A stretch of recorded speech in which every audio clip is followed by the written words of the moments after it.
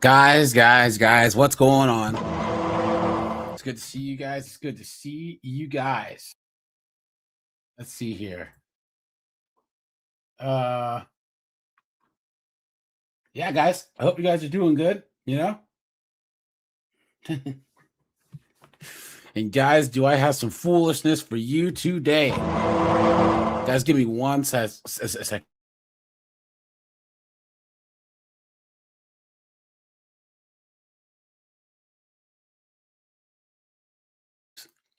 Okay. Let me see. Laughing Man, what's up, dude? Good to see you. Good to see you. Good to see you.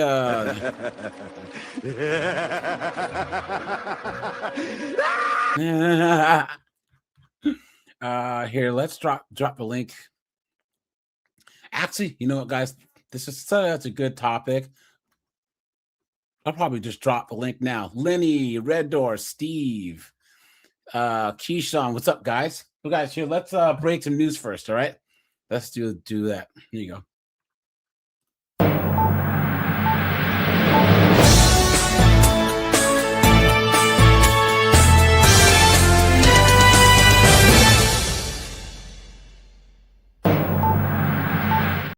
Guys, check this out. Look at this. Memphis restaurant is still requiring you to have an ID even for patrons who are over the age of 21. So, guys, this is in Memphis, okay? A restaurant in Memphis says you cannot go in there unless you're over the age of 30 years old. Look at that, guys. Look at that. Nug and Glocktavius came in there and messed with the place so much that they have a 30-year-old age limit. Isn't that nuts? Look at that, guys. The restaurant now requires you to be at least 30 years old to enter. Fox 13's Troy's Grant went to the restaurant on Winchester and has the details. Being 21 still isn't old enough to get into certain restaurants here in Memphis. Here at Privé, a new sign says you have to be 30 years or older just to get inside. That's where you need to be right now. 30 and up. That's what a sign reads on a Memphis restaurant, Privé. For more than a decade, it has welcomed people 21 and older. But this week, they're saying after a certain time, only people of ages 30 and up can enter, stating it was a way to, quote, enhance the dining experience. Yeah, because they didn't have Nug friggin' bringing his Glock up in there, right? Or Glocktavia coming in there. Streets! I'm a bitch from the streets! I get that money! I get that money! Bitch, give me what you got! Clown world! Fox 13 has covered violent incidents outside the restaurant. One of the more notable ones from 2023, where 2 people were killed during a shooting. Look at that. Memphis Police Department says in the last year, there have been 13 different incidents reported to them involving that location. It's not been 13 different incidents. Look at that. Confirmed if the restaurant made their decision based on those incidents. We did reach out to them, but have not heard a response at this time. But people say they have seen violence mostly in the younger crowds there. Start arguing in there, but when they get outside, that's when it all go down. The new age rule has sparked a lot of attention on social media. People agreeing with this change. Some saying they may need to raise the age to 35 and 40 up. In the state of Tennessee, a private restaurant or bar can usually set an age-based admission policy as long as it's applied consistently. Lakeisha Bennett says it would be nice to only be surrounded by a bit of an older crowd. More older crowd are kind of laid back, they're chill, they're not with all the riffraff, so it'll be kind of good, yeah. So far, the new age restriction that, guys, is the only rule they've added. The same rules still apply here. No weapons, no firearms, no smoking or vaping. Now to an update, the family of Christian Obumseli is speaking out one day after his girlfriend, OnlyFans model Courtney Clinty, announced— you guys remember this story from like 3 or 4 years ago? This chick finally pled guilty. She will take a plea deal in his killing. Clinty is accused of stabbing Obumseli. Look at this.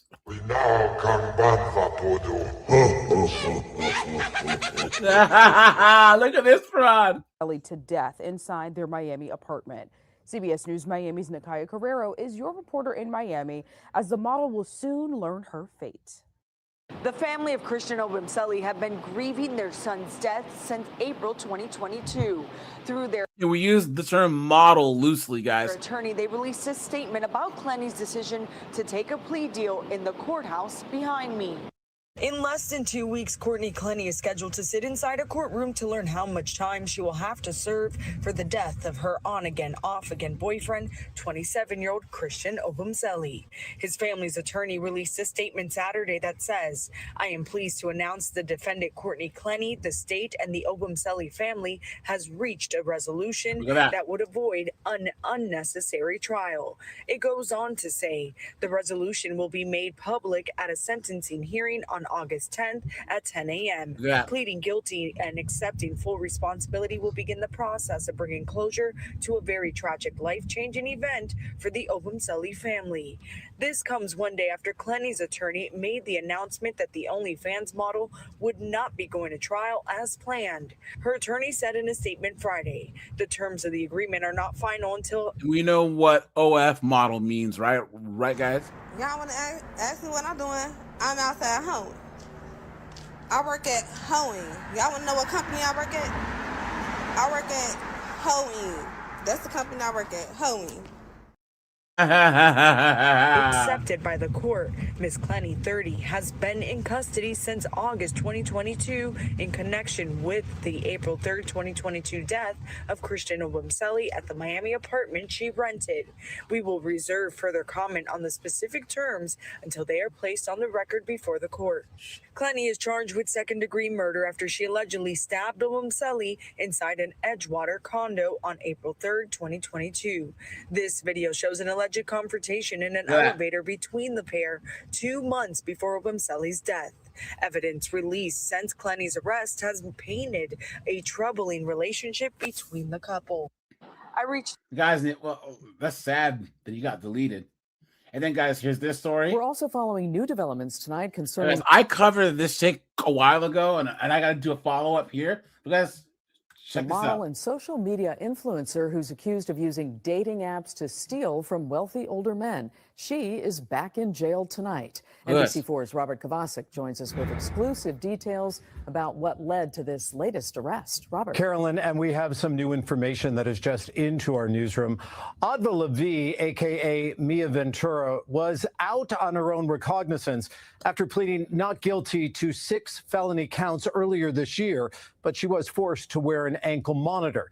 The Beverly Hills Police Department tells us she will be in court tomorrow, and the L.A. County District Attorney's Office tells NBC4 tonight, since the judge has now revoked her bail, she will remain behind bars until a bail review hearing, and that is set for Friday. All of this after what we learned happened last night. She's a social media influencer. She's appeared in Playboy and Penthouse and as an OnlyFans model. She's also been known to use several different names.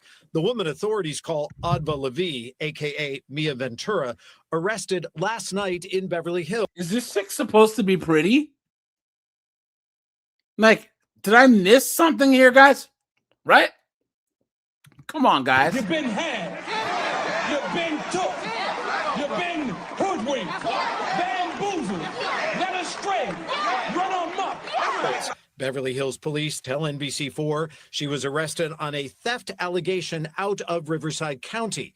The theft allegation is separate from the trouble the 29-year-old is already in, having pled in March not guilty to 6 felony counts. Prosecutors allege that from 2023 to 2025, Levi used dating apps and cultivated relationships to burglarize and steal from wealthy older men and younger women in Westlake Village, West Hollywood, Los Angeles, and Beverly Hills. She is accused of posing as a girlfriend and travel companion to gain access to victims' homes and then stealing cash, gold, and high-end designer items. When NBC4 first began to investigate the allegations, a Las Vegas podcaster told us Levi was not only a guest on his show, but an alleged thief. claiming Mia Ventura used her appearance to slip into the backstage green rooms to steal from other guests. At the 45-minute mark, she gets up and she goes into the green room where all the girls have left their purses, and she proceeds to, for probably the next 23 minutes, maybe a little shorter than that, she goes, rummages through all their purses, she gets cash and credit cards out, and then she comes back on the show.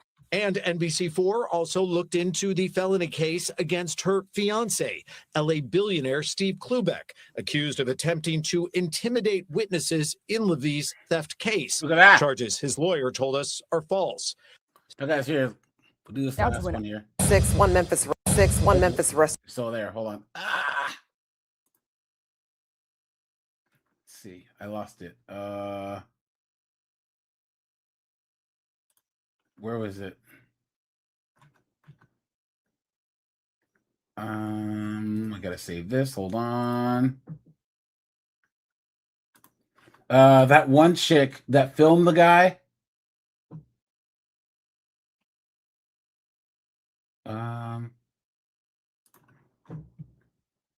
Called DoorDash girl. The so-called DoorDash girl headed to trial in Oswego County. 23-year-old Olivia Henderson back in court today. News Channel 9 senior reporter Andrew Donovan explains what happens next in this high-profile case. The internet can't seem to get enough of the criminal case of Olivia Henderson. Dang, you want to talk about looking like a crackhead? Like, look at this, Rod. And then have the Matt. Do you remember this case?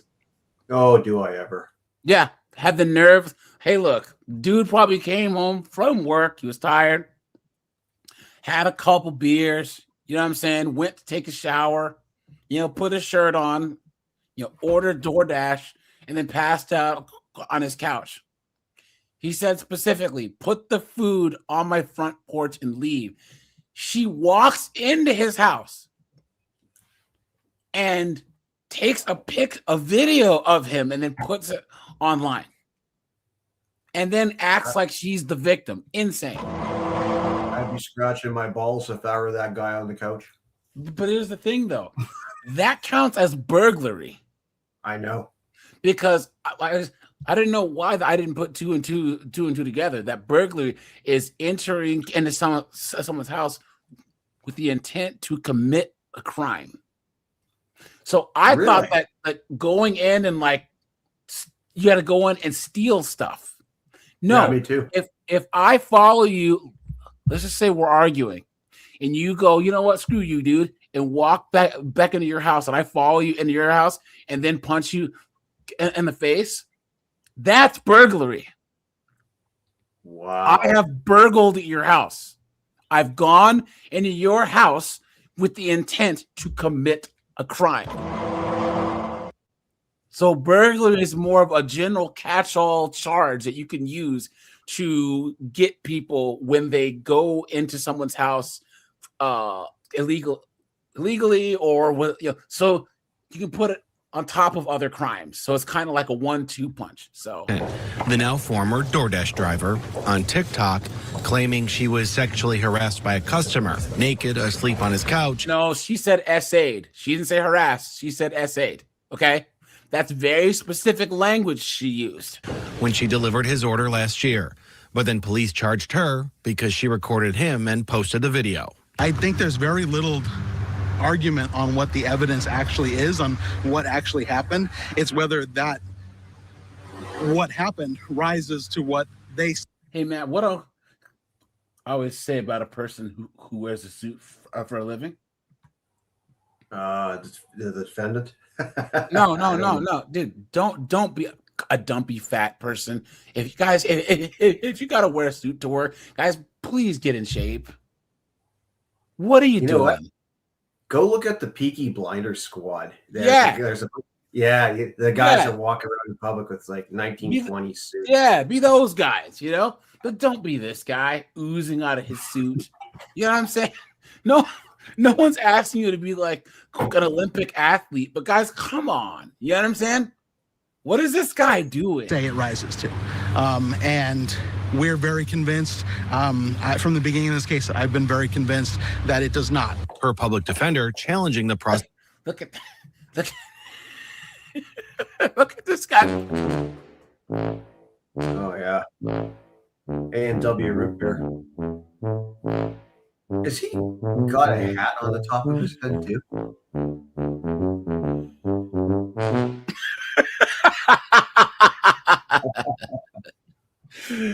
Kevin Murray, public defenders are real lawyers. And guys, there are some pretty good public defenders out there. Okay? And guys, you are better off with a public defender than a lot of times doing it pro se when it comes to criminal court and all this. Sorry, guys, this is the way it works. You know? But guys, there are some pretty good public defenders. There's some pretty bad ones too. But guys, think about like where you're at. So if you are in New York where these public defenders are managing 40 cases at the same time, but if you're in like a smaller town or like a suburb, you know, where these public defenders have a lot less work, the pay is probably better and goes a longer way, you might be all right with the public prosecution's narrative, she invaded her victim's privacy, an argument he's asking the judge to rule on. While it is reasonable to expect for most people that you have privacy, if you do something to not have privacy, then you no longer have a reasonable expectation of privacy. You don't have an expectation of privacy in public.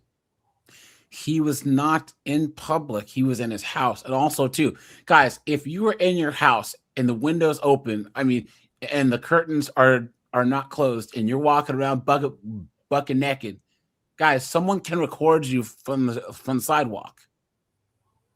If you close your curtains, they cannot kick in your door and record you. That's two different things. And what she did was go into his house and record him.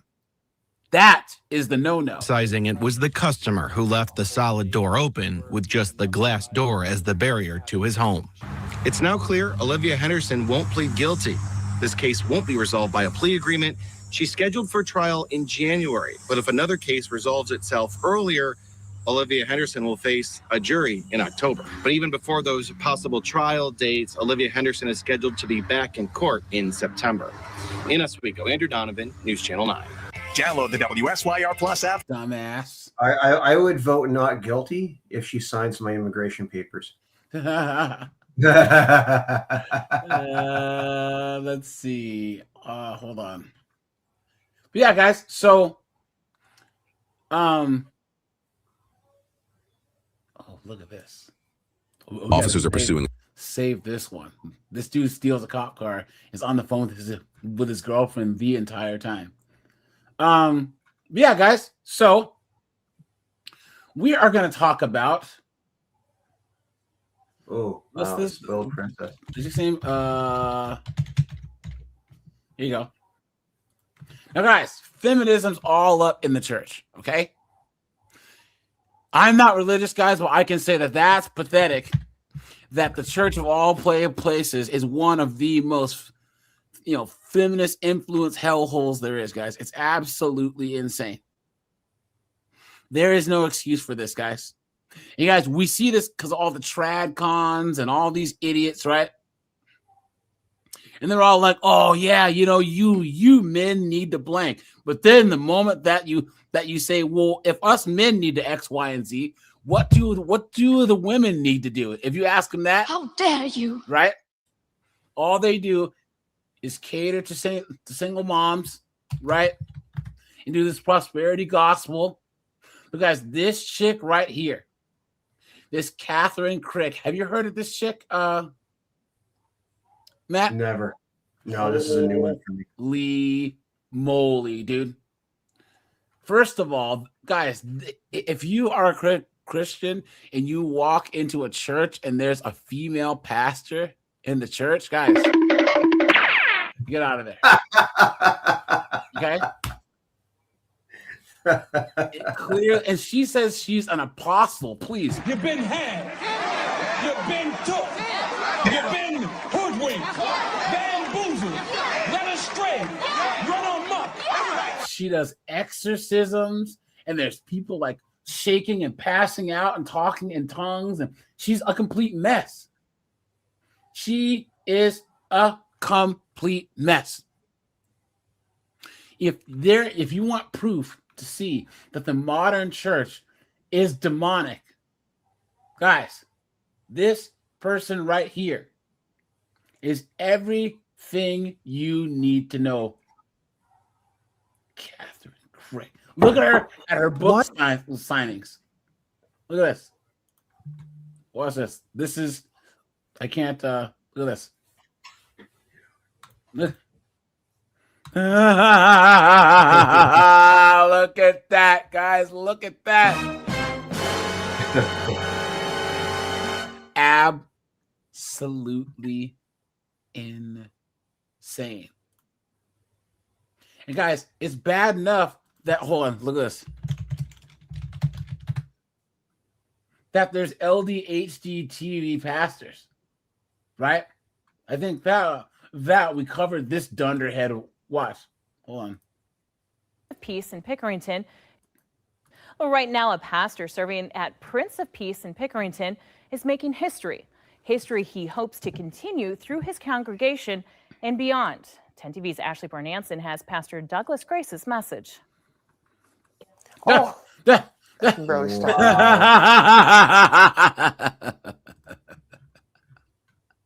Wow. You know, I actually met one of these kinds of preachers and pastors in real life. I happen to know of one in Winnipeg, believe it or not. Dude, the zest is strong with this one, dude. Yo, you want to talk about a lot of extra sugar in his gas tank. Pastor Douglas Grace says it's hard to dry his eyes as he cries tears of joy. Originally from Coshocton, Grace has made his way back to his home state. He most recently served in Washington, D.C. After 33 years in ministry, he is now officially ordained and says he's the first openly gay. Oh my God, not this again. That. And guys, here's the thing, and I say this all the time. If you want to do this, why call yourself Christian? If you're going to just cherry pick and make your own, just call yourself something else. Call yourself flibbity florbity floop. You know what I'm saying? Like, but why call yourself a Christian? Why? It makes no sense. They can just take what they like about it and just make their own religion. But why do they have to do this? It makes no sense. Because I'm not religious, but that would be like me saying, oh, well, I like this part of the Bible. I'm going to take all the divine parts out and then keep my part and then call myself a Christian. That's not how it works. You cannot call yourself a Christian and do this. You can't. You guys notice you got Knucklehead McGee here and then two chicks. This is everything wrong with modern Christianity right here, guys. Doesn't make any sense. Pastor in the Presbyterian Church in Greater Columbus. It's okay to be who you are, and it's to be inclusive, and it's to be loving, and it's to be missional. Grace says it was encouragement. Hey, theology without apology. You've been had. You've been took. You've been hoodwinked. Bamboozled. Led astray. Run amok. Come on. From a spiritual mentor who helped him make peace and share his sexual identity with the faith community. Bishop Kelly said, if you're going to be a peacemaker, you got to be at peace. While some continue to ask, can you be gay and a man of faith? Yes. The lie detector determined that was a lie. You guys know who don't play games? What? Hey, Matt, what religion doesn't play games with this? Islam? Yeah, check this out.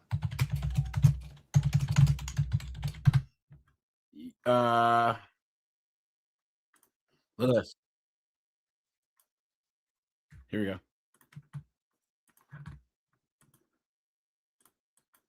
So guys, this zesty dude, he's gonna be like, you can be gay and be Muslim, and watch. Why do you then choose, because it is a choice, why do you then choose to be a Muslim when it says explicitly within Islam, within Judeo-Christian tradition, that is prohibited?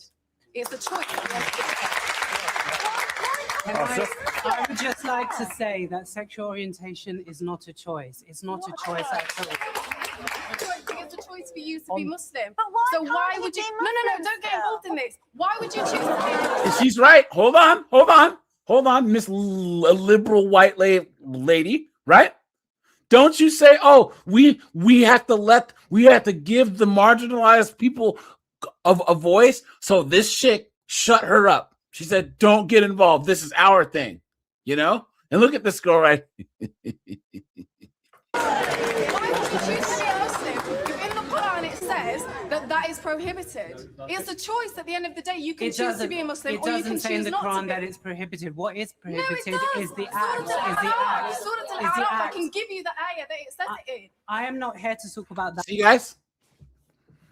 They straight up have this conversation. He's the weird one over here, but the rest of the Muslims in the crowd are not playing. But guys, if you look at Christianity, man, they've given so much ground. It's crazy. Let Asif speak, please. Let Asif speak. Let him respond to your question. I am not here to talk about that one act. What I'm here to talk about is love. Love between two men, two women. When will it be okay and accepted to be gay in Islam? That is not, it's a loaded question, but I'm sorry. You either be gay or you be Muslim. No one.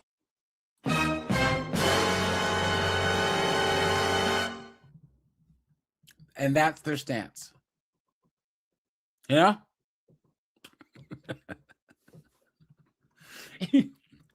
You know what I mean? Like, that's just how it is, you know? And then here we are over here. Well, not we, but here the Christians are with this. I don't even know how to respond to that. Faith is what brought me out of the closet. Grace says he is building his congregation on love above all else. It's not about this political and politics and things. It's like, have you actually read the Bible?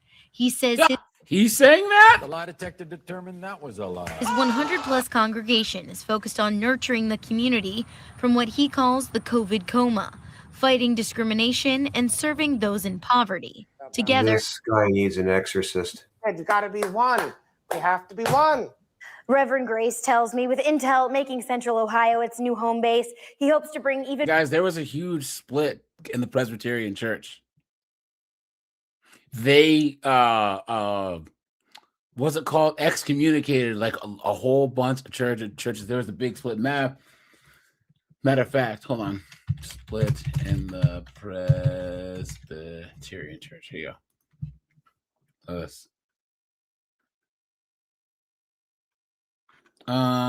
We found an article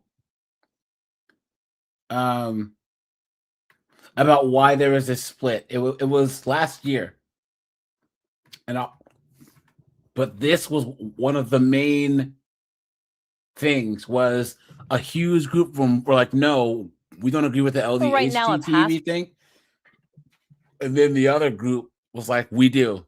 So, yeah. You guys, anytime that Jesse Lee Peterson has an LDHD TV pastor on, hilarity ensues. Guys, look at this. You're going to get what I can give, and when I can give it, it's the way I can give it to you, and take it, receive. Hold on.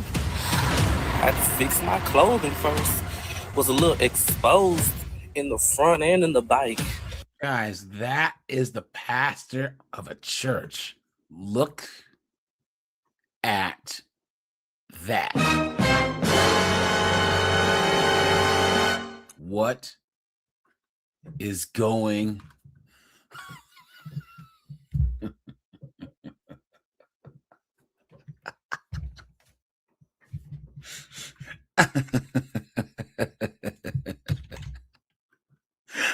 Finkel is Einhorn. Einhorn is a man. Anyway. But let's talk about it here at All Things Theology. Kitty Man.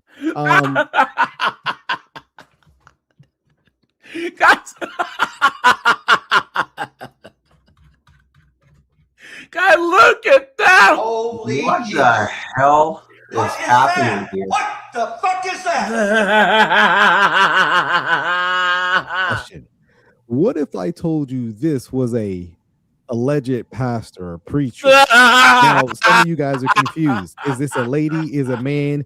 You guys know how I call it, the lady man. The beard is giving man, but the Mike Todd hips, the auntie hips, is giving female for sure. And yeah, this would cause some confusion. Let me save you a long story. This is a man who identifies as a man, yet dresses feminine. You know what the Bible says. Hey, act like a man, right?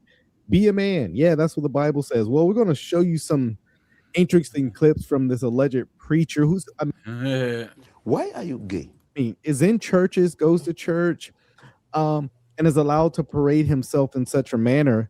Let me just show you a few things that was found on the, my goodness, Instagram account. I mean, look, and I saved you guys from the explicit and just downright exposed stuff, but watch this. Some place to place y'all. See, Jesus. Y'all know women be so clumsy, man. My goodness. How dare you? Y'all know women be clumsy. What the hell is actually happening? Oh my God. Can y'all see the outfit? It's the outfit scene. The auntie hips is killing me. Hey, he got the high heels on. Okay, so I just saw my date pull up. Now, oh man. Anyways, sir. Like, so that looks like me being a house What is going on? What is going on, dude? I'm telling you guys, until further notice, guys, the black community is cooked, right? This is why, guys, I say this all the time. You guys are my community, okay? Matt is my community. Keyshawn's my community. Maverick, Iron Kettle, Christopher, D. You guys are my community. Because there's no excuse for this, guys. And once again, if this person wants to just do this on their own, but why call yourself a Christian? And why would you call yourself a pastor? Absolutely insane. Like is defying the odds and saying that in a world that tells you that you cannot be, I remind the world that I am. Right? And so look at the beat up.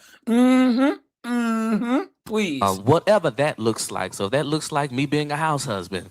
That I am. And that a what? A what? Don't play me like I'm a cheeseburger, because I'm a Big Mac. 2 all beef patty, special sauce, lettuce, cheese, pickles, onions. And I ain't just no regular bun either. Sesame seeds on the thing, no, but in softness and not describing it or labeling it as weakness, then that is what I am. If it looks like I am the head and not the tail, then that's what I am. Everything that I choose to be, my God had the power. He said, I am that I say I am. And the power that is in him is the power that lives in me. So whatever that looks like, whatever the role may be, because if I want to be this on Monday, then that's what Monday's job is. If I want to be this on Tuesday. What does this person think they're saying? That's the crazy part. Tuesday, that's Tuesday's assignment. If Wednesday, I'm switching over to something else, God has equipped me. If Thursday, he tells me I can be something else, God has assigned me. On Friday, if he told me go and do this, God has called me to do a thing. On Saturday, if God... I'm designed to birth something. I don't know. Why is it always these men birthing something? You ever notice that in these churches? A little comedy here. I mean, remember, he said he was a chef, but I found this a little comical. Whatever it is that God has given you to birth it, because God gave you something to birth. Everybody in this room say, I'm designed to birth something. I'm designed to birth something. I don't know. Why? You're a man. What are you talking about? Guys,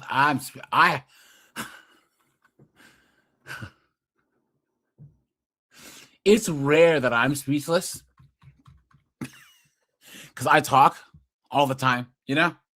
But guys, it is rare that I'm speechless. That is absolutely insane. Hold on, guys. Let's do this.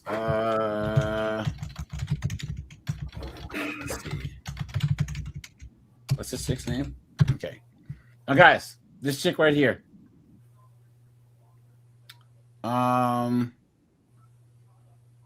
Let's see. So this Catherine Crick chick. So I just wanted to share.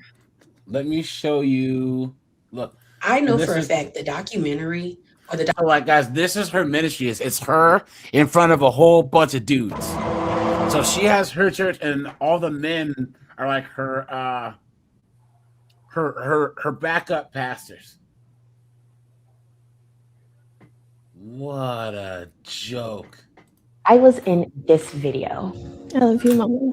I bless you. Look. And it was not to where honor is due. This same video has circulated for almost 3 years. Over and over again, it's been nothing new. But it's time to speak the truth and let the enemy be defeated. Please. I was in... My name is Callie, and so many people online right now think I'm in a cult. Let's get into it. Guys, would you look at this person? My name is Callie, and not so many people think she's not in a cult? And guys, we'll get back to this actual thing here. But let's go to this person so you can actually see who this person is, right? Let's see. I gotta find her actual TikTok. Or I think she has an Instagram. Hold on. Let's see. Yeah, guys, thanks for being here, guys. Hit the like button. On the way in, I see we have some super chats, guys, so I'll read those here in just a minute. Thank you guys for that. Look at this demon right here, guys. Look at this. Really kind of came onto the scene. I remember me and my team were watching this. I said, this is unique. This is different. I see you in the park. You're praying for people. They're getting demons cast out of them. And then there was just these heavy attacks coming against you. I remember, you can ask my team, I'm watching, and Ruben's a witness to this. I'm watching this. I'm watching fellow Christians do this, preachers. And I told my team, I said, that's jealousy. I said, that's not the Lord. The lie detector determined that was a lie. That is coming from jealousy. And I remember I told my team, I said, let's contact their ministry. I want to see how we can. And the Lord said, no, I'm going to handle this myself. I said, okay, well, we'll. A woman with a ministry. Guys, seriously? Really? Look at this. Look at this. Now here's her whole story. So she saw, look at this. So she went to Africa, where they have all types of crazy churches and stuff. So she said, I'm going to take that grift and bring it here. Yeah, great idea. And these idiots fell for it. Hook, line, and sinker. Some people are really fucking stupid. Look at that, guys. 5F Church. Look at that. I became his spiritual daughter and received an importation of anointing. Please. Look at that, guys.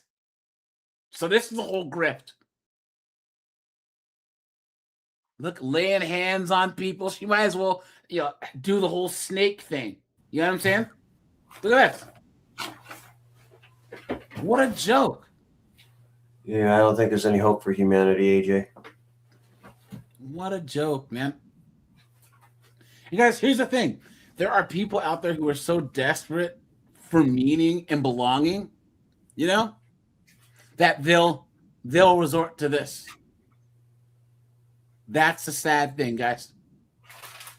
Because say what you want about the Catholic Church, say what you want about the Mormons or the Protestants or whatever, guys. Come on. This clearly is some foolishness. You know what I'm saying? What is going on here? Here you go. One LA pastor says more young people are turning to faith in search of purpose and connection. She calls it a modern revival with thousands of people gathering to hear her message of faith and purpose.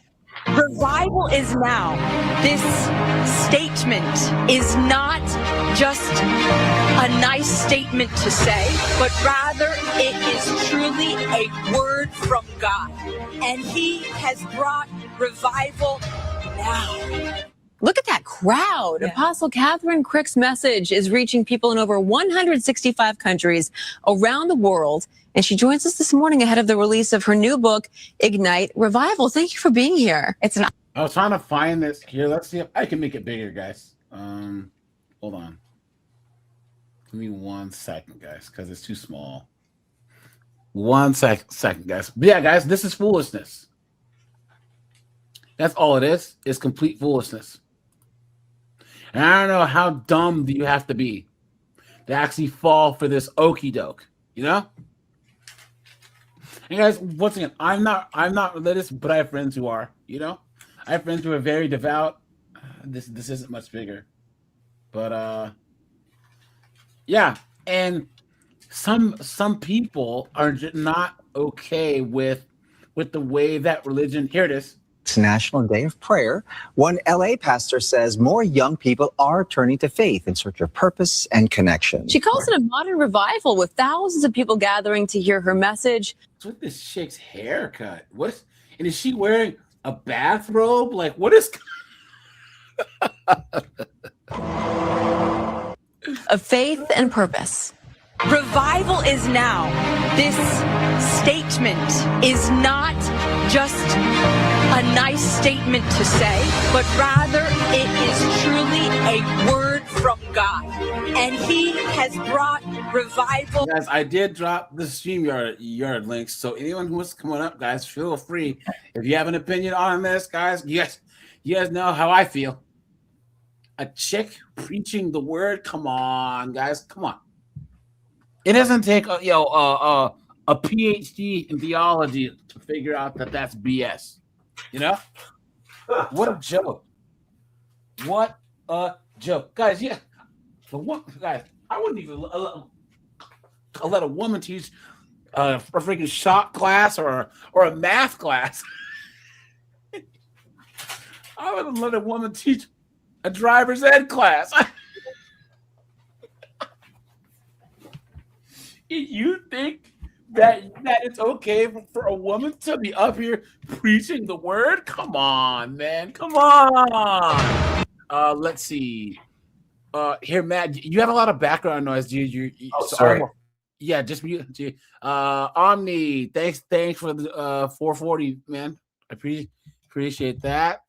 Guys, jewels are going to be called croutons. So thanks for the 440 croutons, man. Seriously.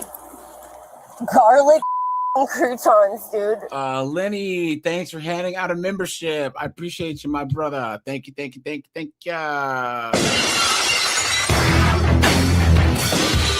Iron Kettle says the power of croutons compel these fools to lead them. Yeah, thanks for that, bro. I appreciate you, man. I really do. Thank you. Where are we at? Oh yeah, absolutely. And I want my medication and I want my croutons, please. Thanks, guys. So tomorrow I'm gonna talk about these women's businesses failing, and then guys, I won't have a live stream on Tuesday, and I'll let you guys know because there's some place that I have to be. But Wednesday, guys, there's Matt, did you hear about the story of the woman who got married, and then right after the wedding, she and her husband were in a golf cart driving back to the hotel, and some drunken, idiotic, moronic 304 hit them with the car and killed the bride? No, I didn't. So, guys, they just released the body cam footage. And when they were trying to get her to take the breathalyzer, and they have all of her calls from jail. She's just like 25-year-old, dunderheaded, loudmouth, unrepentant, just goofball 304 who just acts like she didn't do anything wrong. This woman had just got married like an hour previous, and then she's her husband, and this drunken idiot does a DUI and runs over the golf cart and kills this bride on her wedding day. It's one of the saddest things that I've ever seen, and the fact that this chick is so brazen, she's so what's the word?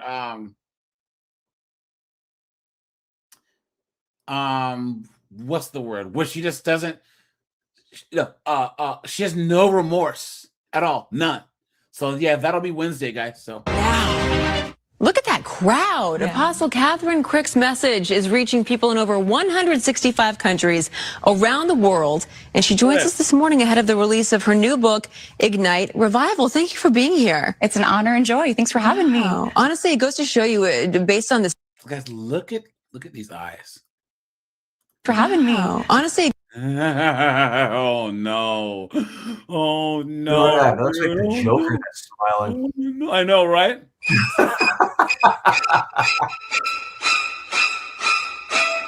You guys know who she looks like?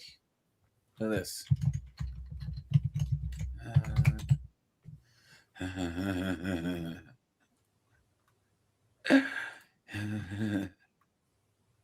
She looks like Stephanie McMahon. Doesn't she though? Doesn't she? Oh yeah, dude. Just look at the eyes right there. Wow. They look the same. The guys, one of the top 3 wrestling heels of all time is Stephanie McMahon. I don't give a damn what anyone says. No way, Stone Cold. It's just she slaps him across the face. She's a wrestler? Yeah. Well, so in the mid 2000s, when they really started pushing, remember, this is Vince McMahon's daughter. So she's co-owner of WWF, or WWE now. But she started wrestling also. But she was always the valet heel, and but the whole spoiled rich girl, calling the crowd about a bunch of poor losers that don't have any class. One of the best heels. Oh yeah, the whole daddy's girl, the daddy spoiled rich girl thing. Oh man, she played it to a T, man. It was great. So anyways, guys, look at that, right? She looks just like her. It goes to show you, based on the size of that crowd, that the interest, especially among young people, is huge. Why do you think that is? Yes. Well, God is moving in power like we have never seen since in the times of the Bible when Jesus was captured. The lie detector determined that was a lie. Really? Guys, I can guarantee you this. If God was moving through power, it would be through a man. Guys, put a 1 if you agree. Every single time that there's been some type of biblical shakeup or whatever, right? And people go, yeah, but what about Mary? Well, Jesus came out of Mary. So therefore, it was a man. You know what I'm saying? So that's just how it works. That's just how it works. Casting out demons, healing the sick. He's moving in power like that now. I've seen so many people be delivered of anxiety, addiction, depression, insomnia, all sorts of mental torment and many sicknesses. So like for us, we saw God move in power in a park during COVID times. We were a small group of people and a woman was set free. She was set free from anxiety. You could see the power of God touch her. She fell back with the power of God. You see this? This is one big social media grift. I guarantee there's, at first, it started being actors or people paid to act, like, and then what happened was that there was people who get so caught up in this stuff that they actually, have these psychosomatic things, whatever. And there are people who are brainwashed. Whereas, look at all the crazy, vegan diets and communism and all these crazy ideas that social media is helping to push to people. You don't think this crackpot here isn't one of those things? Absolutely insane. This is the modern church. And the fact that other dunderhead, well, I think it's jealousy. Please, come on. The lie detector determined that was a lie. Because why would you, as a man, take any type of any type of advice, but spiritual advice from a chick? Why? Any type of spiritual development, usually, especially for men, it coincides with overcoming physical and other types of obstacles. You know what I'm saying? What do women know about the masculine burden of performance? Nothing. Nothing. You can't even have a female counselor, a female therapist, let alone a female pastor. Are you why? Why? Let's just say, guys, that you're a 28-year-old guy, and you got married young, and you have two kids, and I don't know, you're working good, but everything's fine. But then you get laid off, or you hurt your back on the job, and your house is going to get foreclosed on, and the wife is up your butt about things, and you're like, man, God must be testing me. You know what I'm saying? What are you going to go to a woman for advice? How's she going to help you? What is she going to understand if you don't work, if you don't provide, your wife and your kids don't eat? How is she ever going to understand that? And this dunderhead here is going to try and quote some silly, stupid verses and try and lay her hands and say, well, we're going to will some prosperity and manifest and all this crap, But guys, we all know, if you are a Christian, when guys, I'm not religious, but everyone knows faith without works. Matt. What's up? Faith without works is what? Faith without words. Faith. I don't know. Faith without works. Works. Faith without works is dead. Yeah. Everyone, meaning you got to go out there and get it. You got to go out there, right? And you know what, guys, hit the like button, guys. Guys, time travel makes a good point. Guys, yeah, you guys got it.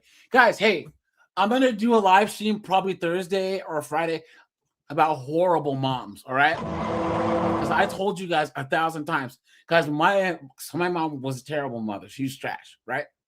Horrible. Guys, you don't owe your mother anything. You didn't ask to be born. Do you know how many mothers I carried you for 9 months and hold that over their children's head to guilt them into doing things? Guys, you didn't ask to be here. You don't owe anyone anything unless you choose to let them into your circle. The only thing that I would say that you owe people is common courtesy. But respect is earned, and anything past respect, you got to really, really, really, really gatekeep, guys. Your time, your money, right? You have to gatekeep your respect. But you shouldn't just, oh yeah, my mom, yeah, man, I gotta let her mistreat me and talk down to me and treat me like crap, all because she carried me for a month. Get out of here with that mess. That video went viral and people started flocking in so hungry because people. Yeah, see? What did she just say? A video went viral. A video went viral. A video went viral. Look at this video here. If you follow Catherine Crick, you will go to hell. That's what this video's called. Look at this. Catherine Crick's idolatry has reached ungodly levels.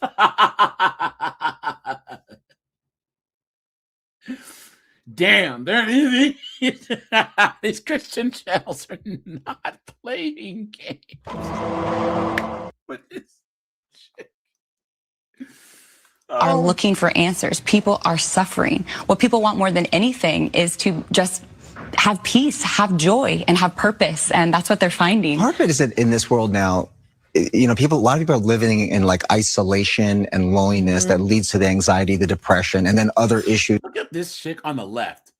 Guys, she's had more cuts than a Thanksgiving turkey, dude. Look at the plastic surgery on this chick. Look at this.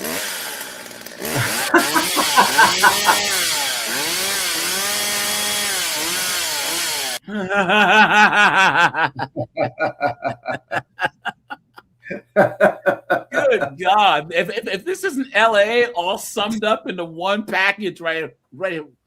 And guys, so I got to do a live stream on plastic surgery again. But guys, you got to realize, don't ever date a chick who's had plastic surgery, guys. That says a lot about it. And guys, so for all you guys who don't remember, because I am not religious, right? I don't believe in the God claim. I just never saw evidence for it. I used to be one of these like new atheists. Oh, you Christians are so stupid and you're so dumb if you believe in this, blah blah blah. And then what happened was, guys, the atheist groups embraced woke. If you look at all the atheist podcasts and atheist stuff, they have pronouns and all this foolishness, and they believe in the whole transformer thing. They believe in all guys. So they've actually, and if you disagree, they excommunicate you. So the whole atheist movement is now actually more religious than the religious people that they claim are intolerant. The non-believer groups are so far left because the groups that I used to go to, guys, you would have like Republicans, Democrats, libertarians, you'd have former Mennonites, Muslims, or whatever. But now you go to these groups and it's all a bunch of bull-nosed having lesbians. You know what I'm saying? What is going on, guys? If I had to choose between any time that you look at an issue, ask yourself, who would you rather live around? Would you rather live around some regular, run-of-the-mill Christian people? Or would you rather live around some blue-haired, pill-popping, pronoun people? I would choose the Christians any day of the week. And diseases and sickness, as you talk about. But in this way... Ooh. Someone says this chick's going to prison because of money laundering and tax evasion. Ooh, I didn't know this. Hold on, guys. We have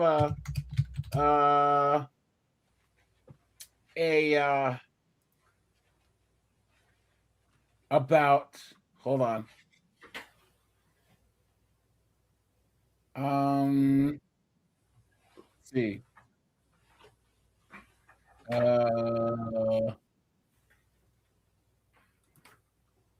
I got to look into this, guys. See if this is true. You're bringing people together. Let's see. And they kind of find fellowship in this way, and that in and of itself has got to be healing. Oh yeah, especially Maverick. You don't have to have faith to be an atheist, pal. That's wrong. With people who are so on fire, so full of. And I always say this, guys, and I don't want to get into a theological discussion, but Matt, if you are in a jury, and you are in a court case, right? The person's either guilty or what? Innocent. No. The jury doesn't determine. What's that? Sorry, I don't know. I just don't really understand. The questions are so vague to me. I'm sorry. No. It's a direct question. If you are a juror, you either vote guilty or what? Or not guilty, right? Thank you very much. But does not guilty mean innocent? No, it does not. Thank you very much. But in the United States, you are presumed innocent. Okay? So you don't need to actually prove innocence. But to say someone's innocent is a positive statement, just like saying someone's guilty. You need to have evidence for innocence, just like you have to have evidence of guilt. You do not have to have evidence of not guilty. Not guilty is the third option. You're just saying the state makes a claim, and you're saying, I don't believe you because you don't have the evidence for it. And we have this beautiful system, especially here in the West, where you are presumed innocent, okay? Which is great. Because there was times in the Puritan times where you were considered, when you were presumed guilty until proven innocent. But guys, all being an atheist is if someone says do you believe in a God? You're saying, I don't believe it. You're not saying there isn't one. You're just saying, I don't believe it. I don't believe it. There either is a God, there isn't one, or I don't believe it. I don't believe it is not guilty. There is a God is guilty, and there isn't is innocent. Do you understand? There's three positions. Is, isn't. Those are positive statements that you have to have evidence for. I don't believe you is the third option, but you're not positing anything. Matt, if you say that you went and that you were going to the store and you saw the Wicked Witch of the West flying through the air, and I go, I don't believe you. Do I have to prove to you that I don't believe you? No, I don't think so. Because I just don't believe you. You know what I'm saying? That's all being an atheist is. I just don't believe it. So, like Christians, all you guys that are Christians, you guys are all atheists when it comes to anything other than the Christian God, than Jesus. If someone asks you, do you believe in Muhammad? You guys are like, no, I don't believe that. But do I have to ask you why you don't? Do you have to prove why you don't believe in Muhammad? No, you just don't believe it. There's not enough evidence to convince you as Christians that Islam is true. A person who's an atheist just says, hey, look, I'm that for everything. I just don't see evidence for it. I could be, maybe one day I will. But right now, I haven't seen what will convince me to be Christian. It might happen one day. You understand? Who knows? I'm open. But until then, I'm just saying I don't believe it. I'm not saying that anyone who's a Christian is stupid. I'm not trying to say that you guys are all this other stuff that you see these atheists, woke say that you guys are all dumb and idiotic or whatever. If that works for you, more power to you. More matter of fact, my good friend Josh. I mean Steve. I shouldn't have said his real name. My good friend Kevin. Guys, he's been an addict since I've known him. He went to rehab for huffing gas back in the day, and then he started taking pills and doing meth and all. But guys, what got him clean was Jesus. Guys, Jesus got him clean. I'm dead serious. Just like Matt said, that AA is what finally got him clean. Guys, I would rather have my friend be addicted to Jesus and be alive than be a junkie. You know what I'm saying? Yep. That's just the way it works. That's the way it works. But guys, don't get it twisted. All atheism is, do you believe in any type of God claim? If you say yes, you are a theist of some kind. If you say no, you are an atheist. That's it. Everything else that's tacked on is extra. But other than that, guys, that's it. Christians are atheists when it comes to everything else other than the Christian God and Jesus. An atheist just says it to everything. Islam, Christianity, Buddhism, paganism. I don't believe in any of it. But I would never, ever, ever tell someone that you're dumb, you're stupid, you're misguided. Guys, hey, rock and roll. And I would even say this. I would say this, and guys, put a 1 if you agree. Christians in the West are the most tolerant group because they're actually too tolerant. Yeah, too tolerant. Yeah. I would say that they're tolerant to a fault. It's ridiculous, you know. But they're simps now. Yeah, I would rather live around the basic American Protestant Christian. You know what I'm saying? Than some woke dunderhead that's always like, oh, you Christians are so stupid. You're so dumb. You're Sky Daddy. Oh, that's so unnecessary. Please. That actually sounds like a Catholic chick, AJ. Yeah, guys, this chick is an absolute demon. She looks is like one. A demon, okay? And in Storyboard, I'll show you some of the footage of her exorcisms and all this other crap. Snowboard, it's bad. This is how bad the modern Christian church is, that they tolerate this foolishness. Yeah. It's absolutely absurd. Life so full of joy. They found purpose. They found Lenny. Yes, sir. Doesn't she look like Stephanie McMahon? Oh yeah, definitely. There's a good resemblance to her, dude. One of those grudge ones, you know what I'm saying? Yeah. found love. And so to be around people who are having this heart, being selfless, caring about others, receiving God's love, there's nothing like that. It's heaven on earth. And especially so many different cultures at our... Look at these simps. You're gonna let a woman preach to you? Yeah.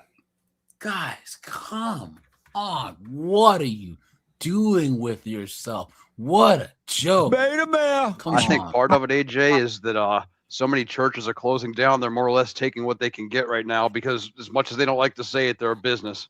Well, here's the thing, though. That's what I think partially. Well, yes, but here's the thing. The church business model is not a bad thing, because it has to keep itself open, and it has to be able to help the community, right? So they have food pantries, they have other things, but the mega church model, that's a little bit different. The Joel Osteen prosperity gospel, yeah, that's just gross. Or guys, the Mormon one, where they just buy up everything and invest. Guys, if you actually look into the Mormon money making, bro, they own so much stock and corporations and all types of other stuff. And here's the thing. They did that because they were persecuted for so long that they got out to Utah, and they kind of, okay. You guys know how we talk about small hats. And guys, we can talk about this type of stuff, but I need you to code your language in the chat, okay? Guys, code your language. One of the other reasons why they are the way they are is this way that they see that they've been attacked for the last however many years, so they have to protect themselves. And the easiest way to do that in the West is to own a lot of stuff, have a lot of money, have a lot of resources, or whatever. You know what I'm saying? That's what the Mormons did. The Mormons did a speed run, right? In Utah for what some of the small hats did over the last 200 or 300 years, and from like the 50s or the 60s or 70s on, the Mormons in Utah have kind of consolidated their wealth and power, and it's basically so that they're insulated from anyone trying to mess with them. Yeah, I mean, they can create a smaller enclave of a monoculture in that area, which is like makes it easier for them. So they're like, we don't even have soda delivered to these gas stations and stuff. Like, but they own ideally majority stake. I think that the Mormons own one. But I'm saying that encourages the area to do it, because like, well, this is what everyone else is doing, so it makes it they don't have to like compete with the outside culture as much. Yeah, that helps them. They have that's what Malcolm X kind of wanted to do. I think that the Mormons had a big bunch of a big stake in Coca-Cola at one point, but maybe yeah. But I mean, because it was growing so fast. And from all sorts of nations, from 5 to 10 nations or so, every single Sunday. Every Sunday. Yeah, in downtown LA. Mm-hmm. And so did you, I mean, you were 26 years old when you founded this church. Look at this.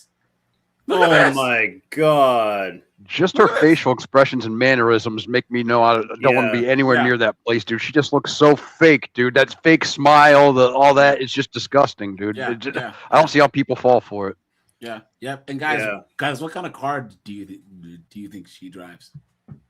Some type of BMW. Yeah. She probably rides in a limo, dude. Yeah. she's probably got a Phantom limo, like a Bentley limo, or like a Rolls Royce limo. You know what I'm saying? Like the most expensive car made into the most expensive version of the car. You know what I'm saying? Talk about your personal journey for a minute. Yeah.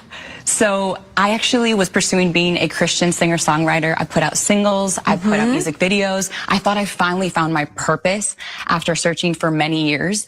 But then I went to a conference in LA, and a minister was ministering. He's a prophet from actually Tanzania, East Africa. There you go.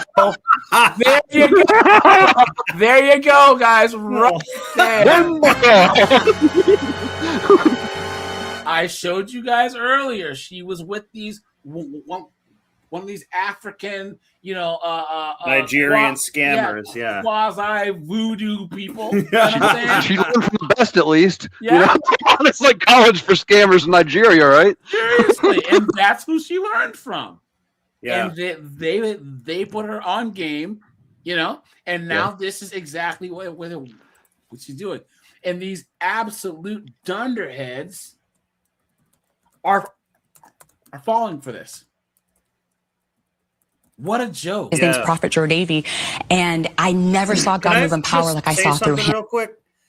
I think part of the problem is people are just looking for something to believe, and she's filling that void and making it seem like friendly and you can be a woman. And there's not really any discipline involved in this. You just basically you could be a 304, steal and do stuff, and now you're just saved and you hit the reset button, and then you can just be happy with all these like cult member people.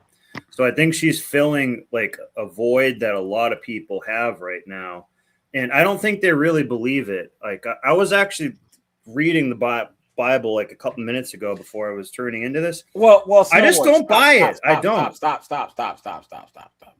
That was your number one problem, is you were reading the Bible.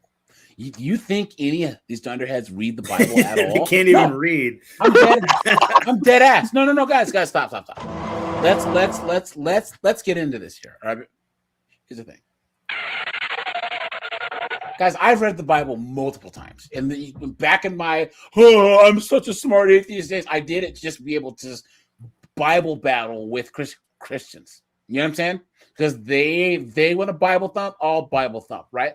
And what happens when you do that is you start to realize that the majority of people that say that really say that they believe have never read the Bible, or they've only read like 1 or 2, 3 parts of it, like a couple scriptures.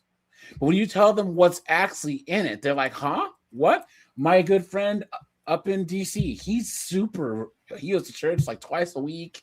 You know what I'm saying? He's but then he started saying stuff, and I started saying stuff, and I have the Bible app on my phone, and I was going over and he's like, I didn't know that was in there. And he got so flustered, he like left my house because he was like so upset that like I was like using the Bible to be like, this isn't true, this is true, blah, blah, blah. Because most people don't believe because of the Bible. Most people don't believe because of some logical argument for God, like Andrew Wilson tries to make. Most people believe because, number one, that's how they were raised. Number two, it makes them feel good. Number three, they have some type of experience in community that leads them to said thing. Okay? Now, I'm not trying to say if it's true or if it's not true, blah, blah, blah. But those are the reasons why people believe. But it's not like someone goes, oh, well, here, I have a strange feeling, so I'm going to have to read the whole Bible before I believe. A lot of people hear the story of the resurrection and the immaculate conception, and they're like, and they use that to kind of plug the holes in their understanding of the world, because that's what religion is, guys. A religion was man's first attempt to explain things we didn't understand. All right, where did the universe come from? Why are we here? Why is there snow? Why is there the weather? Why are there earthquakes? Why do people die? Why is there war? Right? That's what religion was for. Now, as we get more and more technology, right, there's more things that can be explained. But there's a thing called the God of the gaps fallacy. Have you heard of this, Joe? Snowboard? Can you say that again? I was reading a text. God of the gaps. God of the gaps means that people. Yeah, it's a fill in the blank. Yes. Yes. Yeah, it's like how women just have details kind of fill in on their own or something like that. Yeah, in a they way, look but at yeah. the gaps in our knowledge and plug God into there. Because that's what we've always done. Guys, the perfectly good answers, I don't know. But for some people, a good chunk, I don't know, is a very scary thing. So they said it must be blank. Now, guys, I used to think that was so stupid. Oh, you're just, but you know what, though? Some people are not comfortable with I don't know. Guys, I don't know what happens after we die. I don't know what happened before I was born. Where I was, I don't know. Well, they need that faith to feel comfortable, and that it does help them. Like, I'm not trying to ruin it for anybody, but they need that faith to feel comfortable. But if you really start questioning them, it will mess that process up, and they have to fill in those gaps, and then they start to get cooked. And it's like, they're like, well, why do I want to go down this rabbit hole if I'm already like happy and have a community I go to and stuff? And they might be right. Like I'm kind of more agreeing with you, AJ. Like, I don't know. Like, I want to believe a lot of it, but it just doesn't resonate, to be honest. Yeah. It's difficult. Well, here's the thing. It would make life easier to actually believe in a God claim and that we're like special and there's someone who cares about us, and it really would. I haven't seen evidence for it. Maybe I might one day. I don't know, but I'm just saying, like, I don't personally believe it. But I went from saying you're stupid if you believe it to, you know what, hey, live and let live, because I realized that I was being a lot more intolerant than what a lot of Christians are. And they have the opportunity to be proven right over time. And you're just saying, I don't know. So if more evidence came up and they were right, then it's like, okay, I guess you were actually right. So it's not good to actually say that they're per se wrong about everything, because that is kind of almost disrespectful. It's unnecessary. Yeah. To say like, you're wrong, but it's like, well, how do you know I'm wrong? It's like, well, I don't know. You're not right now. But so basically, you can kind of almost each be right until more information. Yeah, but here's the thing: if you say that I don't believe what they're saying about God, I don't have to be. I'm not saying anything to be right about. I'm just saying I don't believe it. I'm not making a positive claim. I'm not saying that what they're saying is not true. I'm just saying I don't believe it. Yeah. So that I don't have to prove anything, because if I was telling Matt, snowboard, if you're driving to work and you say that you saw a pig with wings, and then you called me and you're like, I saw pigs fly. And I'm like, well, I don't believe you. Do I have to actually prove to you that I don't believe you? No, I just don't believe you. Yeah. So that's why the atheistic position's actually the best one to take if you don't see evidence for it. Because then you say, hey, look, I'll just chill until more evidence is presented. Now you can take the what's it called? Strong atheistic position, or the Gnostic atheistic position where you say there is no God. Now, wait a minute. You can't prove that. You know what I'm saying? In the same way that I don't think that you can right now prove there is one. You know what I'm saying? So you just take that third position and say, I don't know. Here's the thing, guys. I don't know, and I don't care. Yeah. I would say this. I'm non-binary in this. Come on now. Yeah, that's true. But it's true. And I get there's the people who want to see their friends and family become believers. I get it, right? Because they don't want their friends and family to end up in a bad place. But guys, they're going to have to come to that understanding on your own, and no amount of reciting Bible verses and telling them how accurate the Bible is and how this did stuff for you is going to change their mind. It's not going to, guys. In the same way that if you didn't believe it, in the same way that a Muslim can't change your mind about Christianity, You cannot convince a person who doesn't believe in religion to believe in religion. They have to, yes, Overlord, you are correct. The most attacked religion is Christianity. Yes, you are correct. It's one of the only religions, if not the biggest one on planet Earth, where you can openly make media and stuff where that mocks Jesus. People say all types of stuff. You know what I'm saying? It's crazy. It's absolutely insane. So he ended up prophesying to me that my calling was actually to be an apostle, a minister, and an apostle. She looks like a demon. You've been took. You've been hoodwinked, bamboozled, led astray, run amok. that I was called to reach the nation. Well. Hey, bro, they've been fighting in the Middle East for the last 2,000 years, bro. Come on, man. Which time? The Crusades, you know, the Ottomans, when the British came into the Ottoman Empire and they were warring there. Do you know how many times that there's been foreign powers and wars and stuff in the Middle East? Which time?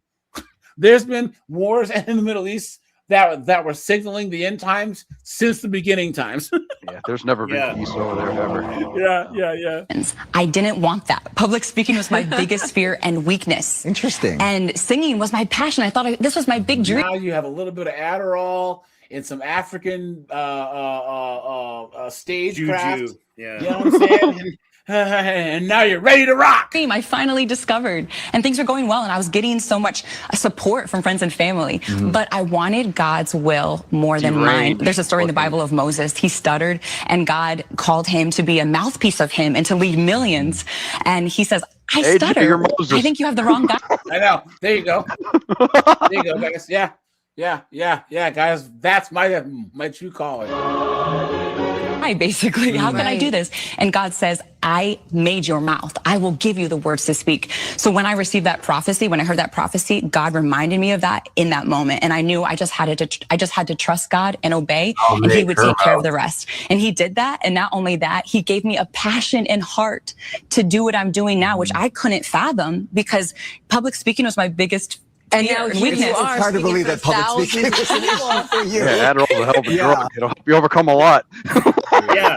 It's so God. public speaking is her biggest fear, but she was a singer-songwriter before this on stage. Please. Yeah, and she's so unique. Look at what the number one biggest fear is for any human. Their two biggest fears, death and public speaking. Guess which one is number one? Because I had to take numerous public speaking classes. The only reason I know. But public speaking is everybody's biggest fear. Everybody. On average, I'll say. On average. So it takes a social. Guys, what? She's going to be in some type of scandal or whatever. I'm telling you, she's going to have that pastor friggin' Mobutu's love child. You know what I'm saying? Or whatever. She's going to media, the internet, your message has been spread across. Her around. Oh! And listen to this. The world. I didn't hear it. Let me try it one more time. Check and see if your StreamYard defaulted to your voice mod, because there are times where it doesn't do it. So go and check your audio settings. It didn't. That's why before you go on, you got to check it every time. How many times have I been just you guys are like, your sound effects are going. Discord can do crazy stuff too sometimes that you don't even ask it to do. You were saying right there that you even went to the Philippines. Play this one right here for her. Cocaine is a hell of a drug. And you packed the church there, so it's taken you to the far reaches of the globe. Yeah, I've been to 21 nations now where we've had these massive events with people so hungry because we really see God move in power and deliver people instantly. Instantly, no struggle. See this? Her videos went viral and she's talking about instant, which is what? Instant gratification. Right, guys? Instant gratification. Come with me and I'll solve your problems now. I can take care of this now. You don't have to do any work. She's like the Ozempic of pastors. You know what I'm saying? I can fix this now. You don't need to do anything. You just come over. I'll take care of this.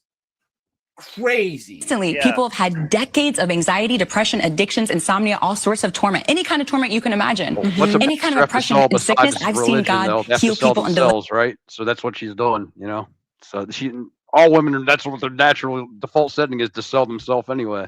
Well, that's the one thing that Burley Things says all the time that makes me laugh, and that's true.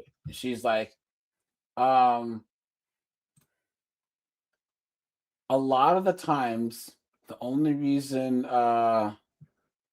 why these women are anywhere near famous is because they're women. You know what I'm saying? Like they're chicks. You guys remember when she was talking to Anna Kasparian, and she's like, the only reason why you even have a platform is because liberal dudes fap to you. Yeah. She's like, well, you can say the same thing for yourself. And Pearl's like, you really think that I don't think somehow me as a chick hasn't helped me get to where I get? She's like, I'm not that. Yeah, absolutely. Pearl said it. Just beat it. Pearl said, she said, I don't claim to be some super talented chick. You know what I'm saying? But if I was a guy, I wouldn't be nearly as popular as I am. And that's based. That's totally based, you know? Deliver people quickly, where it's completely gone. And I've never seen Pearl be arrogant a single time. She might have been very well, but I've never seen her be arrogant with her fame. Yeah, I think a lot of chicks, it's just funny that a lot of chicks, they see her this like, kind of goofy looking redhead chick with a weird laugh, and she has all this male attention. So they can't stand it. They can't stand it because by their standards, she shouldn't have the attention from men she gets. You know what I'm saying? I think she's attractive because she's actually like a realistic girl that you could be with. You know? Yeah. But here's the thing. Look at who women give status to. These Instagram 304s, these goofy actresses or whatever. Pearl doesn't. It doesn't fit that mold. You know what I'm saying? So they get mad that she goes places. All these guys, oh, how are you? You know, so. No more depression after they encounter God's power as he moves in these events and F5F Church in Los Angeles. So you have this new book called Ignite Revival. When you say revival, what do you mean? Well, it means a coming to life and a restoration of things that have been dead and lost. First of all, in the church. Many people, they go to church and they experience judgment, or they see Christians speaking in judgment. That is not God. There are a lot of people that are misrepresenting God today, and you're looking at one right now. Yeah, I know. He is lucky there wasn't a thunderstorm nearby. Can I just say two quick things? Number one, you can't say revival without saying evil, because that's kind of what it looks like to me. But also, too, the solutions he's offering, she's like, I'm going to do an exorcism or do one thing and I'll instantly make your problems go away. I was thinking this the other day. If you do a deal with the devil, it's all to get something sooner or save time or do something that you didn't do the work for, basically. Yeah. And that's basically what she's doing to these people. So instead of overcoming the addiction, now it's snapped out of your body. It's like, well, that's kind of making a small deal with the devil. Like, hey, like, I'll let you, if you just want to make this addiction go away in the snap of a finger or whatever it is, I'll do it instead of you like overcoming it in things like the correct way that you should. Yeah. Like if you think about that, that's kind of what she's doing. So she's saying to all these people, like, I will give you the shortcut. I will help make you, maybe not help make you famous, but like, I will give you the shortcut. No, that's like, it's instant gratification. That's all it is. Yeah. Yeah. That's all it is, guys. She's saying, I can fix your problems now. I have the secret. She's the same as these fitness influencers and all these goofballs that claim to have some special system to make you thin or make you... She's basically the religious version of Ozempic. Yeah, and she says this to her people. You're ugly. You're disgusting. I'm going to kill you. Give me $200.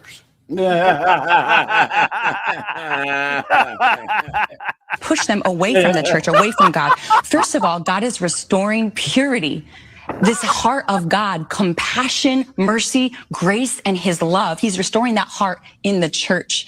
And so that those who don't know God, they may get to see the light of God, who God really is. He's full of compassion, grace, mercy. He loves his people so much, and he loves them so much he wants to deliver that them. He just lets them get away with anything, huh? The lie detector determined that was a lie.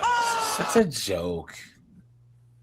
This is such a joke. Guys, hit the like button, please. And heal them from any kind of oppression and sickness, no matter your past. I feel like I'm going to church right now. I know. Hallelujah! Flooding through you. Right, you gotta go to the big Yeah, conference see? in LA next month. You see this bathrobe wearing chopped face broad?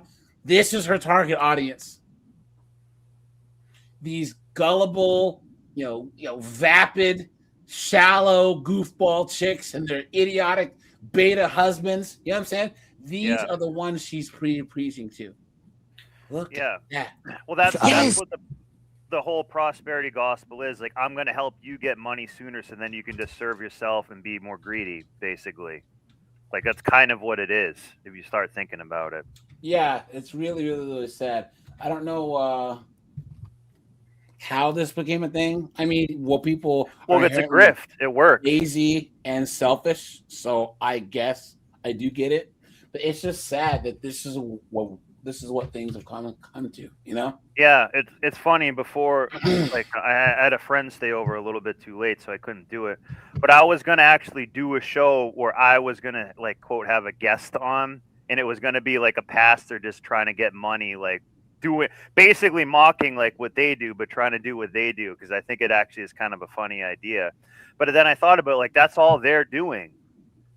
Basically, is just saying a bunch of words that you want to hear and then asking for money for it, basically. And like, that's what a lot of these people are doing. And that formula has worked a long time. Like, you can take anything from the Bible and just interpret it the way that you see fit too. Like, that's what they're doing a ton of time, in my opinion. Yeah, it's sad. It really, really is. And for people who don't see these goofballs for who they are, especially women too. It's like, come on, you're gonna listen to this woman who was just a 304 like 2 years ago, and now she's doing this, please. Yeah.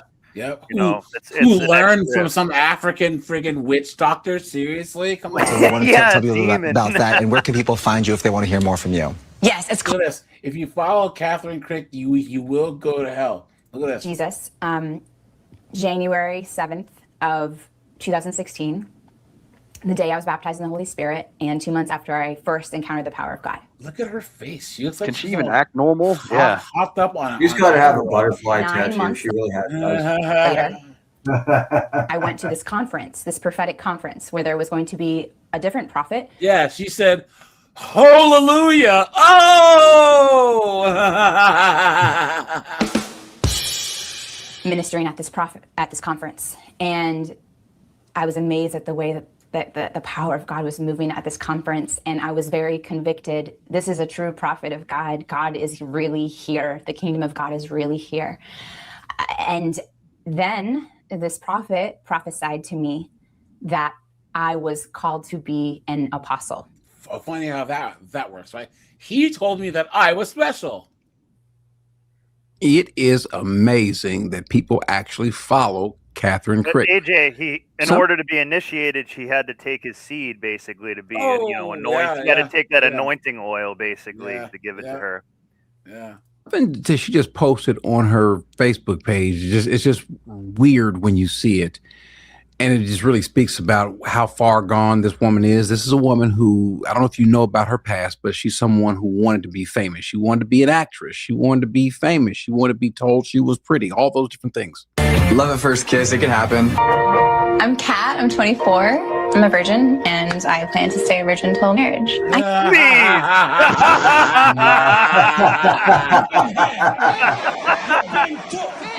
like a cross between Stephanie McMahon and Nancy Kerrigan, dude. I got it figured out now. Oh my God. Drugs are bad. Okay.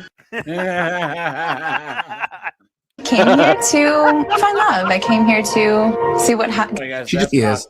She's just too far gone. She is. I shouldn't say too far because God can always reach back and pull her. But at this rate, at where she is, No question. She's a devil and she's going to hell. And again, this particular devil does wear Prada. Look at that. That's her ministry. Look at this. Oh my God. All these zesties and beta males, dude. Come on, look at She this. does. She does look like kind of demonic in kind of its own type of way. Like if you were to make a movie about some demonic female minister or something, this is what she would look like, basically. Yeah, I wouldn't be surprised if they didn't start building a community in South America within the next 5 years. Look at this. Look at that. Oh, that's a little placebo effect. Oh. Look at this simp. He's laughing. Did you see him laughing? Look at this. Guy, I told you. This is we are cooked. Isn't this the kid's crazy? crying because he had to hug her. Isn't this crazy, guys? Look at this right. Man, those are crying. You don't have to shoot in you. Yeah. Look at I'll have this. to send you the TikTok, AJ. But one time, there's one of these female ministers or whatever doing this at a car show on like the back of a truck at like a car show. It was insane. Look at this. Look at that. Why? Oh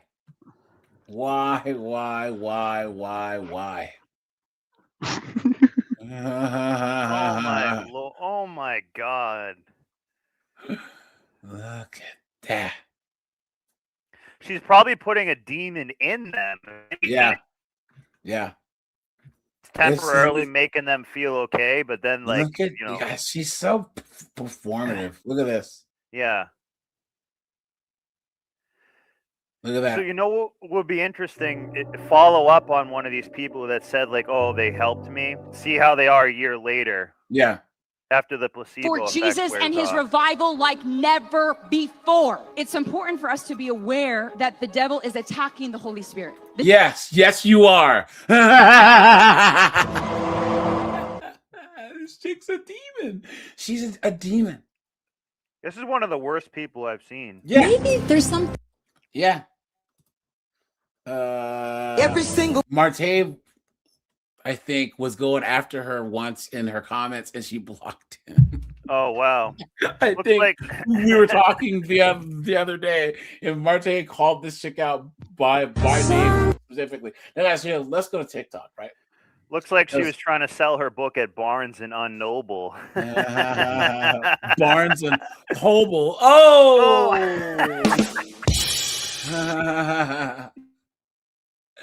Here we go. Let's do this. Look at Have these obviously fake exorcism videos ever popped up on your For You page? Well, they're likely from Fivefold Church in Los Angeles, a cult led by the founder of the church, Catherine Crick. She is a self-proclaimed apostle and prophet who's built an entire multi-million-dollar empire on fake exorcisms, staged deliverance sessions, and the desperate faith of her followers. Catherine's history is bizarre, and it all starts in 2013 when Catherine moved to Los Angeles, desperate to get famous and become an actress. She landed a few small roles. One was a dating site commercial called... Guys, look. I mean, the only props that I can give this chick is that she managed to become famous and make money. You know, yeah, like she's grifting well. She achieved her goal. You know, if she could have actually put this much time and effort into something positive, imagine how much better she would be doing. You know? Yeah, but notice what was her motive? Guys, one at a time. Her motive was to be selfish and get all the attention. That was always her motive from the beginning. Yeah. She even said so herself. Matt, you were saying? I just said there, well, what could she do? She needs to get back in the kitchen. Yeah. Her life. She also played a star in a sitcom, and she appeared on a reality TV show called Love at First Kiss, a dating show where strangers have to French kiss on a blind date and then decide whether or not they want to pursue a relationship. As an conference, he called as an apostle, becoming interested in deliverance ministry after attending churches where she witnessed healings and exorcisms. So then in 2016, she attends a healing, anointing, and impartation conference. This was led by Tanzanian minister and self-proclaimed prophet Jor Davy. Apparently, at his conference, he called out Catherine by name from the crowd and delivered a personal prophecy telling her that she had been chosen to become an apostle of Jesus Christ, and that she would reach the nations, and through her, God would perform many miracles. And then she was officially appointed as an apostle. We plant this seed at your feet, Daddy. Do not for God's. Whoa! What did I tell you? He took that anointing oil right in the gash. Holy Look at that, guys. Are you serious? You can't make this up. Oh my God. Get down on your knees and beg for mercy. Chicken. Come on, man. Well, she's the burning bush, though, at least, right? Demon's got a demon. Yeah, look at this. So someone says a demon's got a demon. Yeah, truer words have never been spoken. Have our way with us to serve you. We want you to be famous. Tunataka ufahamike. So that the real Jesus, who is full of love and power, may be known. Aweze kujulikana. They will not know the real Jesus unless they know you. Wait, is she calling Jor Davy daddy or God?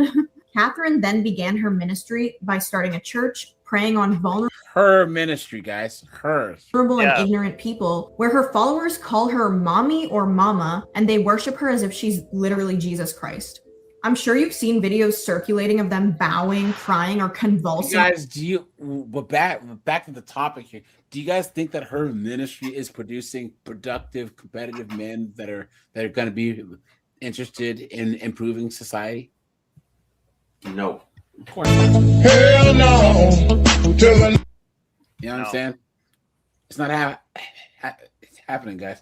This is the issue with this modern feminist interpretation of religion. This is the ultimate expression. This is like the final form, performative version of the feminist church. Yeah, guys. It's first they let women start talking in church. That was strike one. You know what I'm saying? You know what I mean? Because they're supposed to be quiet. You know? And seriously, though, Orthodox churches don't allow this at all. They don't even let them walk back there, like behind like the pulpit and stuff. They don't even let them walk back there. I was listening to a Russian Orthodox podcast where they were calling these churches satanic. Yeah, they were like, these are demon churches. This is not the right way. They're letting these women run amok, and like even some of the male pastors, they're like these are not real Christians. They're all just about like money and attention and being 304s. Like they don't really they also don't really do any good in the world. Like the only thing that she will do, she will go to Africa and do a photo shoot with brown children saying she's helping them and everything like that. That'll be the next thing that happens, and say, but it's going to take a lot of funding now. It's going to take that trip is going to be about $1 million. So you got to, donate right now. Yeah. You know what I love? I love it when these kinds of people tell me God tells me I need to buy a new jet. Yeah. Like Creflo Dollar and all those guys. So I can spread the wings and spread the word. Yeah. Come on, man. Hold on. I think this is 22. Okay. On the floor just by being in her presence. Hi, Mama. Hi. I honor you. Glory to God. Thank you, Jesus. Hallelujah. Praise God. Praise God.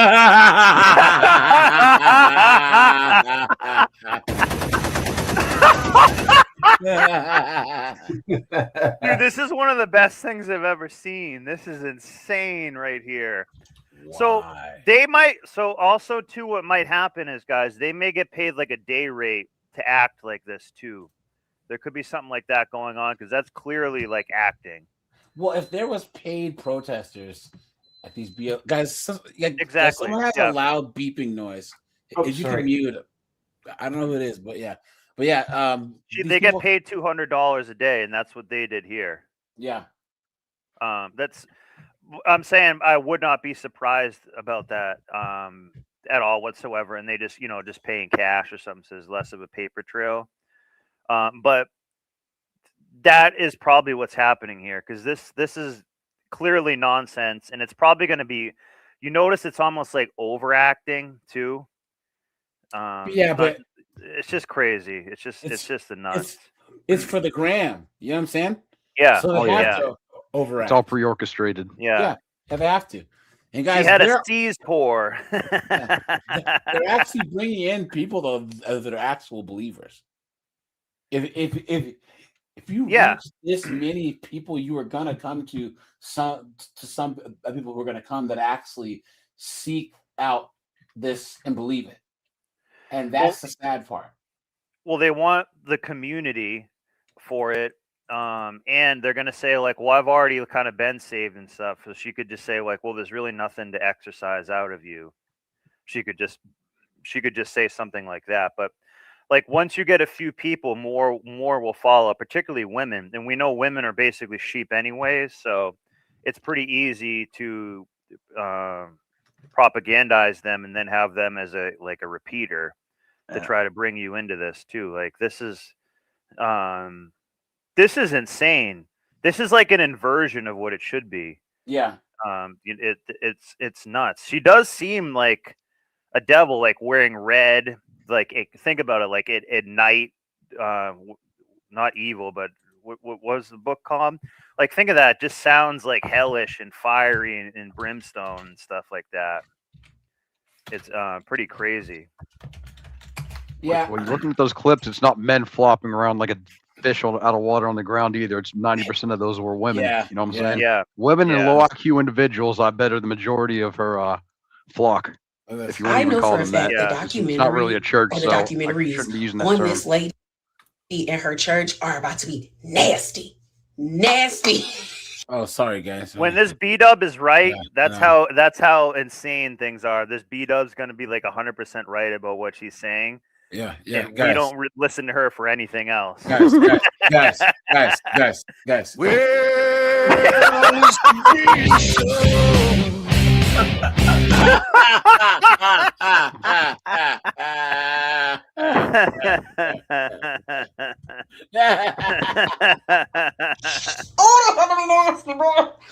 On top of that, I also know there has to be at minimum 8 documentary directors stalking this lady's congregation and herself, waiting for the opportune time to grab a couple of them when they defect from this church. Because my God, this is a mess. And honestly, visibility always gets people in trouble, because I knew nothing about this lady until like maybe a week ago, when clips of her doing like a book signing at like a Barnes and Nobles or a Books A Million, and people were coming there to like, get their book signed and speak to her, and people out of nowhere just shaking and catching the spirit and falling out on the floor. And I said, those are the plants. Those are the plants. Then I got another video of this lady. I don't think they were at church, but I guess it was like a meet and greet question and answer kind of segment, because they kind of had to set it up like a Comic-Con where you could walk up to the mic and ask her a question. That lady started crying and then catching the spirit and falling out in the line. And I said, girl, what is this? What is this? And honestly, she's an audience here's plant. The thing. It's if an audience you go plant. to the actual like Black Baptist church, this happened. Hold on. While you're looking that up, AJ, the only prayer that she needs to hear is this. Shepherds we shall be, for thee, my Lord, for thee. Power hath descended forth from thy hand, and our feet may swiftly carry out thy command. So we shall flow a river forth to thee, and teeming with souls shall it ever be. Nomine Patri et Filii, Spiritus Sancti. Look at this. Look at this.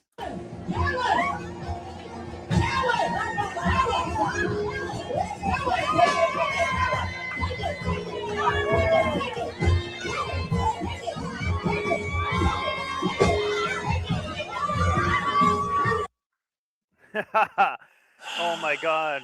You know what she said exactly after that? I got beans, greens, potatoes, tomatoes, lamb, raw, beans, greens. That woman was in a church when she said that. Yes. Yeah. This is how the Black Baptist Church is. So this chick is taking a combination of like, and the African churches are the same way.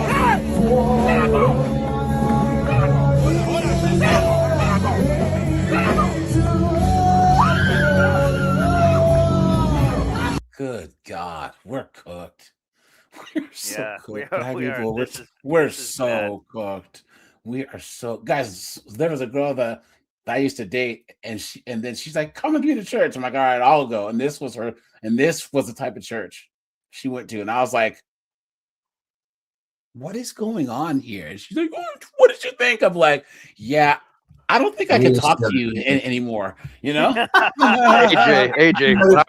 When I lived out in Brentwood for a year with my uncle, when he was going to Pepperdine, like he was dating some chick that went to USC, right? And we were brought up like Protestant, like Church of Christ type stuff, you know. Yeah. And she's like, "Yeah, you guys got to go to this church. It's so awesome, and it's in downtown LA and all this stuff." And I forget what it was. It was like the old Memorial Auditorium or whatever. We go in there. We walked in. I swear to God, there are people falling down the aisles and stuff. Turned around and walked right back out. Like, seriously, it was out of control, dude. But here's the thing: they do this to elicit, a mental and physiological response. There's a reason why, your religious music hits certain tones and has certain beats that can elicit a response, right?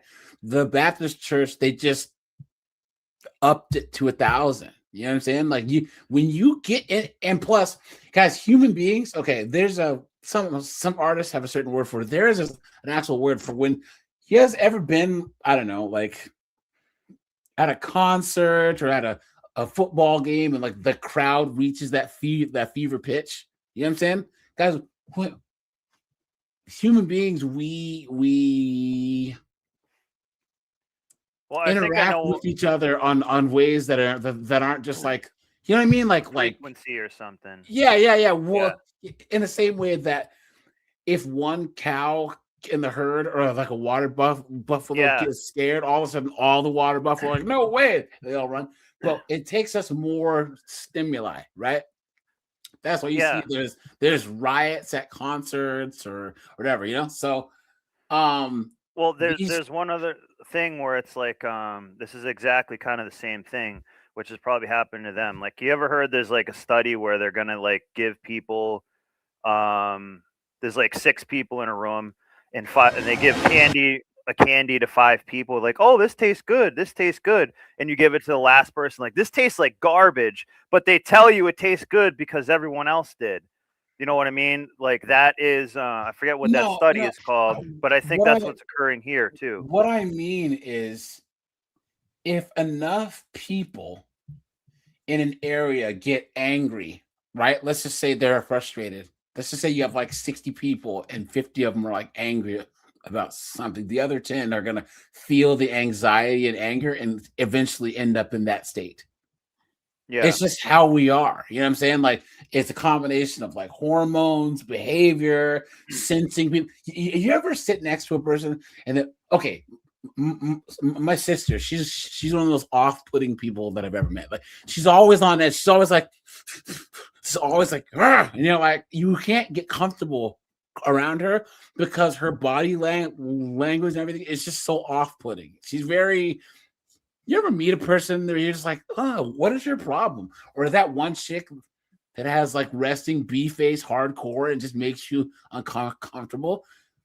That's the flip side of what I'm talking about.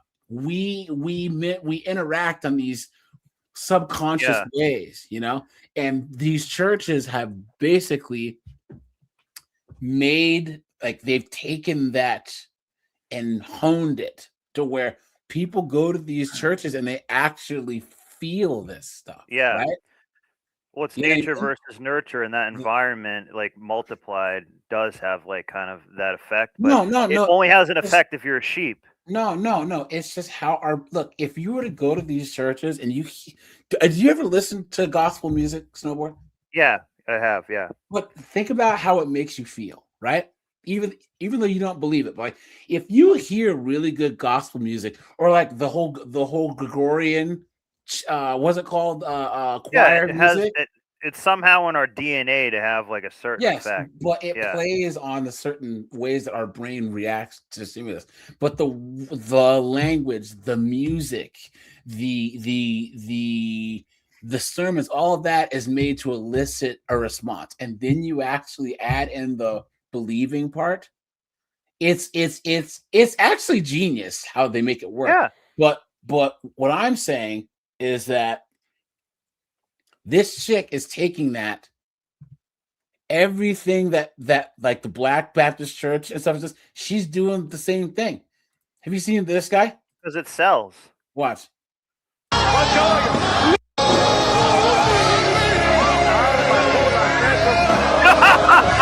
never saw this? You had the Holy Ghost? Take it. You didn't fall on cue. Watch. That's exactly what's going on when we walked out the door, dude. Exactly. We didn't even get seated, dude. It was crazy. The guy who put this to freaking Street Fighter. So he goes, Hadouken when the guy. Yeah, Maverick said it. Maverick said it the best. He saw it. Talking into my mind too. Yeah, hold on, Pastor. Or you could do that. Get over here one. Maverick's cooking tonight, man. Here it is. Hadouken! Tiger! Sonic boom!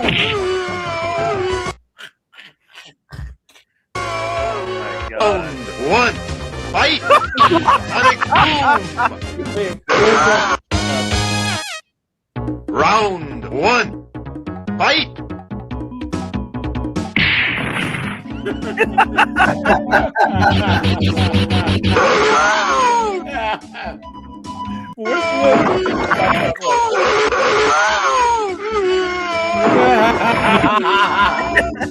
You win. Fight. Here you go. Oh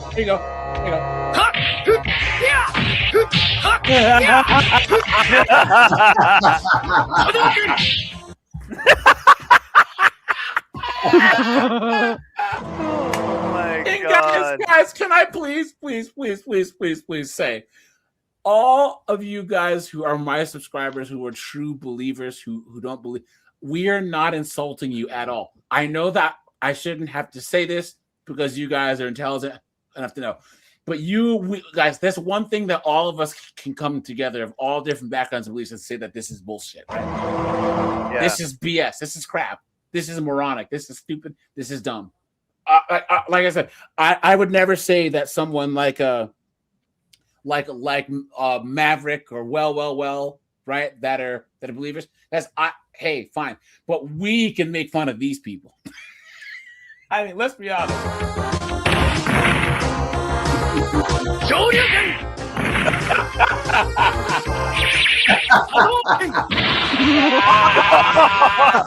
Oh my God! Come on, man.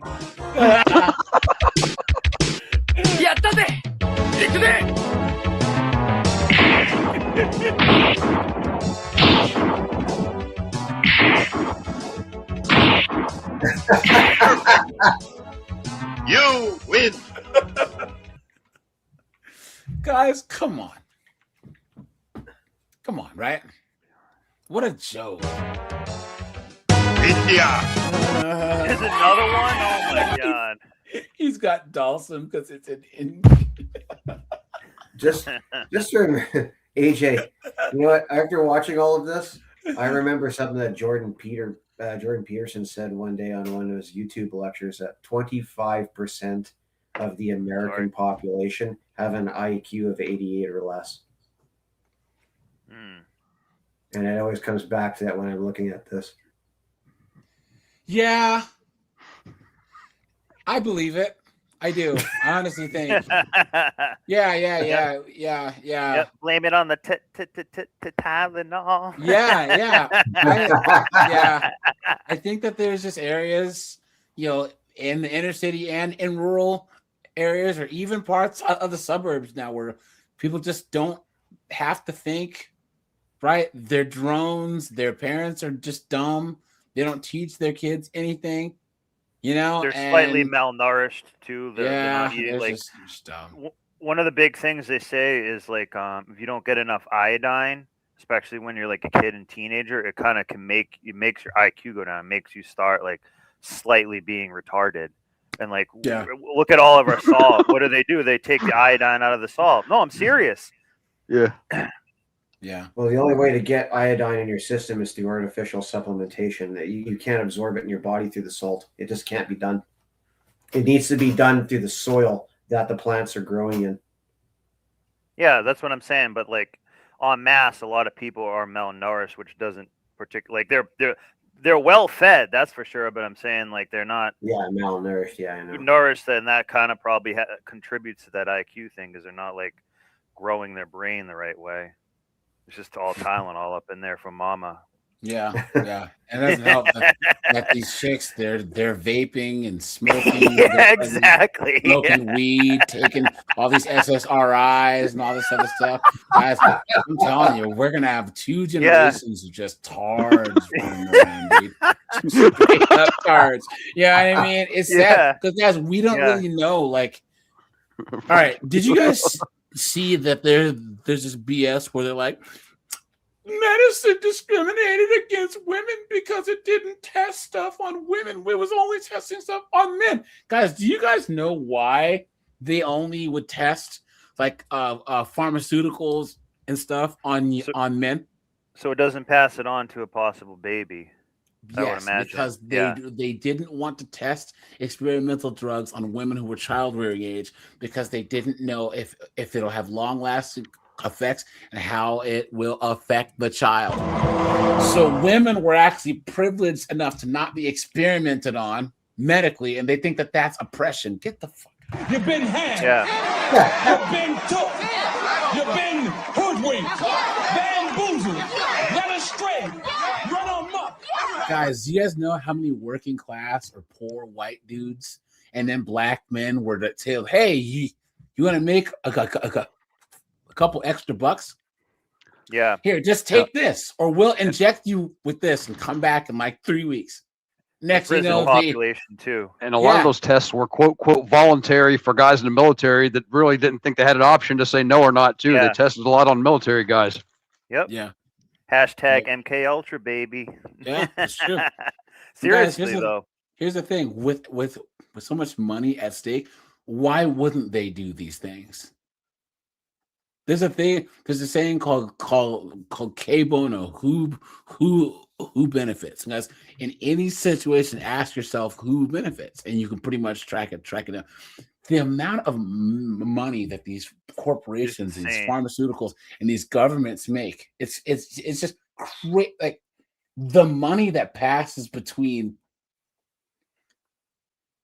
our kind of country at least tries to hide it. Okay, guys, you go to like Eastern Europe and Africa, where it's clear, like the government is just giving money. This government official is just giving his cousin's company millions of dollars.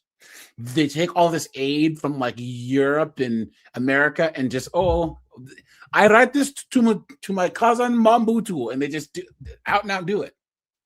They don't try and hide it at all. You know, the corruption there's absolutely insane. So talking about Apostle Catherine is because I'm starting to get like an influx of her videos now that the algorithm is aware that I know who she is. I even just saw a video of a girl talking about how she knew Catherine before she became this, like what we see before us. And I was like, oh, that makes sense. And then finding out that she's only like, or the video that I saw, the girl was saying that Catherine was turning 33. I said, oh, this makes a lot of sense. Hey, AJ. But my slow brain just caught up to a thought that I had a minute ago, though. But believe it or not, they were still testing stuff. The anthrax vaccine they gave to us back when I was in the early 2000s, when I had to get the first time, was experimental. So that's just another instance that's happened really recently. But sorry. Wow. Well, my friend Matt, he was a ranger, and he said that when he passed ranger school, they sat him in like a room, and there were these 3 big bags hanging there, and they stuck him in his arm and said, "Don't leave until these are gone." And they're like glug glug glug, and over like 6 hours, it was all gone into him. But he's like, "Bro, I haven't been sick in years. I don't know what they gave me, but he's like, I haven't got sick in like 15 years, bro." Like they pumped him full of, because they send these special forces guys into every single type of environment, so they can't have them getting sick or getting viruses. Yeah. So they just pumped them full of all types of craziness. So Yeah, the worst one I ever got was the smallpox one, though, dude. I had a fever. I was freezing to death, everything for like 2 days, dude. That was the worst that I can remember out of all of them. The anthrax would make you feel like crap for about 24 hours, but the smallpox, dude, it was horrible. Yeah, I felt like such trash, dude. My friend, like we were grounded from flying for like 4 days after getting it. It's such a like intense, thing you have to go through. I still have the scar on my arm from. I'm sure some of the older people in here do as well. My friend, he's in the public health service, and he had to go to Liberia during the Ebola outbreak. And bro, he said that they gave them all types of stuff and pumped them full of stuff, and then they had to be put aside. I don't want to use the Q word, but they had to be put aside for 30 days. They couldn't come back to the US. They had to fly into some place and stay there for 30 days, so. Right. What has me making this video or giving my 2 cents is I'm seeing too many black people around this lady. I like too many. I'm like, why are y'all there? Like, honestly, I don't think anybody should be following around this lady, but why are we bowing to her? like what are we doing? What are we doing? And some might say, well, why do you think you can critique her? Truth be told, I can, because I can. But specifically, as a black girl from the South who, look, one side of my family, Pentecostal, the other side of my family, Baptist. Okay, I done been to many a shut-in or a lock-in night. She's right, though. I mean, if anyone can judge this person, it's a person who's a black. I mean, he's a Southern black Christian. Crazy, recognized as crazy. You know what I'm saying? Yeah. But also, if her grandma saw this, she would know that this is garbage. Like, you know what I mean, right away. Yeah. Look at that. My name is Callie, and look at these eyes. Look at these eyes, bro. Snowboard, dude. She's all yours, dude. She's all yours. Just don't let her tie you up, bro. Oh, she had the buckle removal, or she had those piercings. Ugh. Matthew 7, verse 20. You shall know them by their fruits. We are commanded in Scripture to have these. It is time that I speak up. There has been a recent increase in exposed videos against Apostle Catherine Crick. And I have to share my portion because I actually found out about Apostle Catherine through an exposed video. A few years ago, I kept... Did she say expose video? Yeah. Seeing these exposed videos of Apostle Catherine Crick coming up she only on knows my how YouTube. to expose her And I remember gas. being like, who is this? I remember asking God, Lord, is this person from... Yes, that's right. People call her mama. That Catherine Crick, what? I didn't immediately judge and say, oh yeah. No, I humbled myself and I asked God, Lord, is this person from you? Instead of believing everything that I was seeing, I didn't even know she existed before all these exposed videos kept coming up on my page. Searched her name and I went to her YouTube and I started watching some of her videos. The first playlist I ever watched was the Revival Is Now TV show, and this one right here, and I'll link it for you guys that are like curious to see who is this person and what is this person all about. So I started watching some of her videos, and glory to God, I had read my book. Like they were always fighting with demons. It looked like it was this even fight and the demons wouldn't leave. She's pro this chick. Yuck, dude. That's what I was going to say. I think it was leading into that. Check this out. Watch. Sorry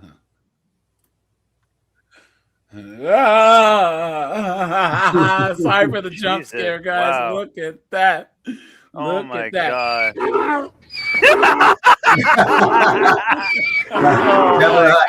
Deborah, do the jab of the hut. And this too. Another thing about a shark, he's got lifeless eyes, black eyes, like a doll's eyes. Look at this, guys. Jaws, baby. Look, as a female Jabba the pastor, Hutt. I have a legitimate question for you guys. And yeah, guys, we all know what that question is. Cool.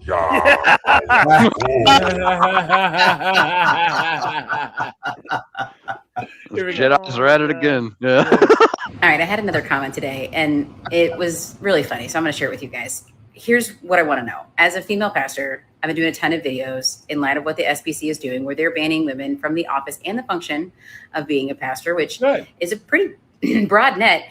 Anyway, I obviously think that's ridiculous and have been doing a ton of videos educating people on how there were women in the Old Testament that were leading. There were women in the New. They were leading women, you goof. Yeah. They weren't preaching, and they didn't And the have children, yep. any type of authority over men. How hard is this to understand? You absolute demon. Yeah. The modern church is cooked. She belongs to the streets. This is Christian feminism right here. Guys, we've looked at even the Mormons are courting single moms now because they want more membership. So they basically say, come all, come in, come all. Oh, come in, come all, come on. Testament that we're leading, and if they led in the Old and the New, they can certainly lead in 2026. Women can't be pastors in 2026. Anyway, so one of the comments I got today, because I've been talking about women at the well, this guy goes, "You are stupid and a liar, and this is why Paul says women should be silent in church." And I just, here's what I do. Yeah. You go, Yeah. Thank There you go, you. guys. Right there, guys. Right there, right? Jesus Christ, that's Jason Bourne. Short, sweet, to the point. Yeah. Are any churches literally doing this? Like, just Literally. let me know in the comment section. Are you guys literally forbidding women to speak in church? Because that's, if you were to take Paul literally, how else are you supposed to take it? Oh my God. that's what he said. No one's doing that, which means we take it contextually. So what does the text say in that verse? Well, in that particular chapter, Paul is talking about church order. Go back and read it, please. I would implore you guys to. Even that argument. The order is that men are over women. Yeah. So you just cooked your own argument. You absolute dunce. Yeah, logic was never her strong suit. Oh, man. I don't even know why she brought that up as an example. It's like the worst thing. Guys, here's the thing. I'm not even a Christian, and I know this. This is like 2 + 2 is 4 type stuff right here.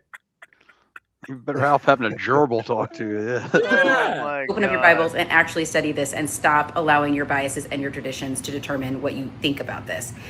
In 1 Corinthians 14, Paul is explaining how church services should be run. He says there should be a song and a reading. And if you're going to speak in tongues, there needs to be an interpretation because God is not a God of chaos, right? All of this stuff. And what was happening, because women were not allowed to learn before in the temples. This was a big deal. So these women are sitting in here and they don't really know what's going on. And women were on one side and men were on the other, and they were talking. They were asking questions, and Paul's going through trying to help the church at Corinth create order in the service. And so he's saying, ladies, stop talking. Shut up. When church is over, go ask your husbands. He will explain it. That's what he meant. And we know that, one, because that's what the whole verse is talking about, church order. The second reason why we know that is because in 1 Corinthians 11, Paul instructs women how we're to pray and prophesy in church service publicly. Prophesy. Publicly, but not in church. Publicly means outside. Yeah. In public, but not in church. You dunce. Preach. I was gonna say Keep up, we should guys. look up exactly what it says and see how she just spins it, because this is the whole thing that I don't like about all this in the kind of the Bible in general. You can just say like, well, actually, what they mean is this, and just put in like fill in the blank. You know what I mean? To whatever your particular agenda is. That's one of the only things that I don't like about it, because it's written in older language and stuff. So you're just saying like, well, what they really said is this, or like it's been edited. Like you have the King James when I actually have the real one that's before that or something. It's just like it's never ending about what it actually could be. So it ends up just being what somebody's interpretation is, ultimately. Well, this, I know hers is wrong. I can tell you guys is this chick's interpretation is all wrong. Yeah. You guys, she actually keeps going. Hold on, let's see. Look at this. Look at this. She's a bridge troll. But before I do, a lot of you complementarians in my comment section have alluded to the idea that I'm not saved because my life isn't living according to how you interpret the Bible. And there's a couple of reasons why that's incorrect. First, my salvation is not based on works, right? That's very clear in the Bible. It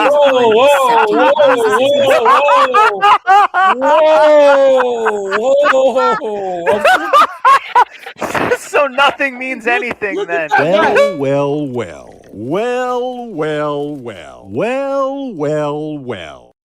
There you go, guys.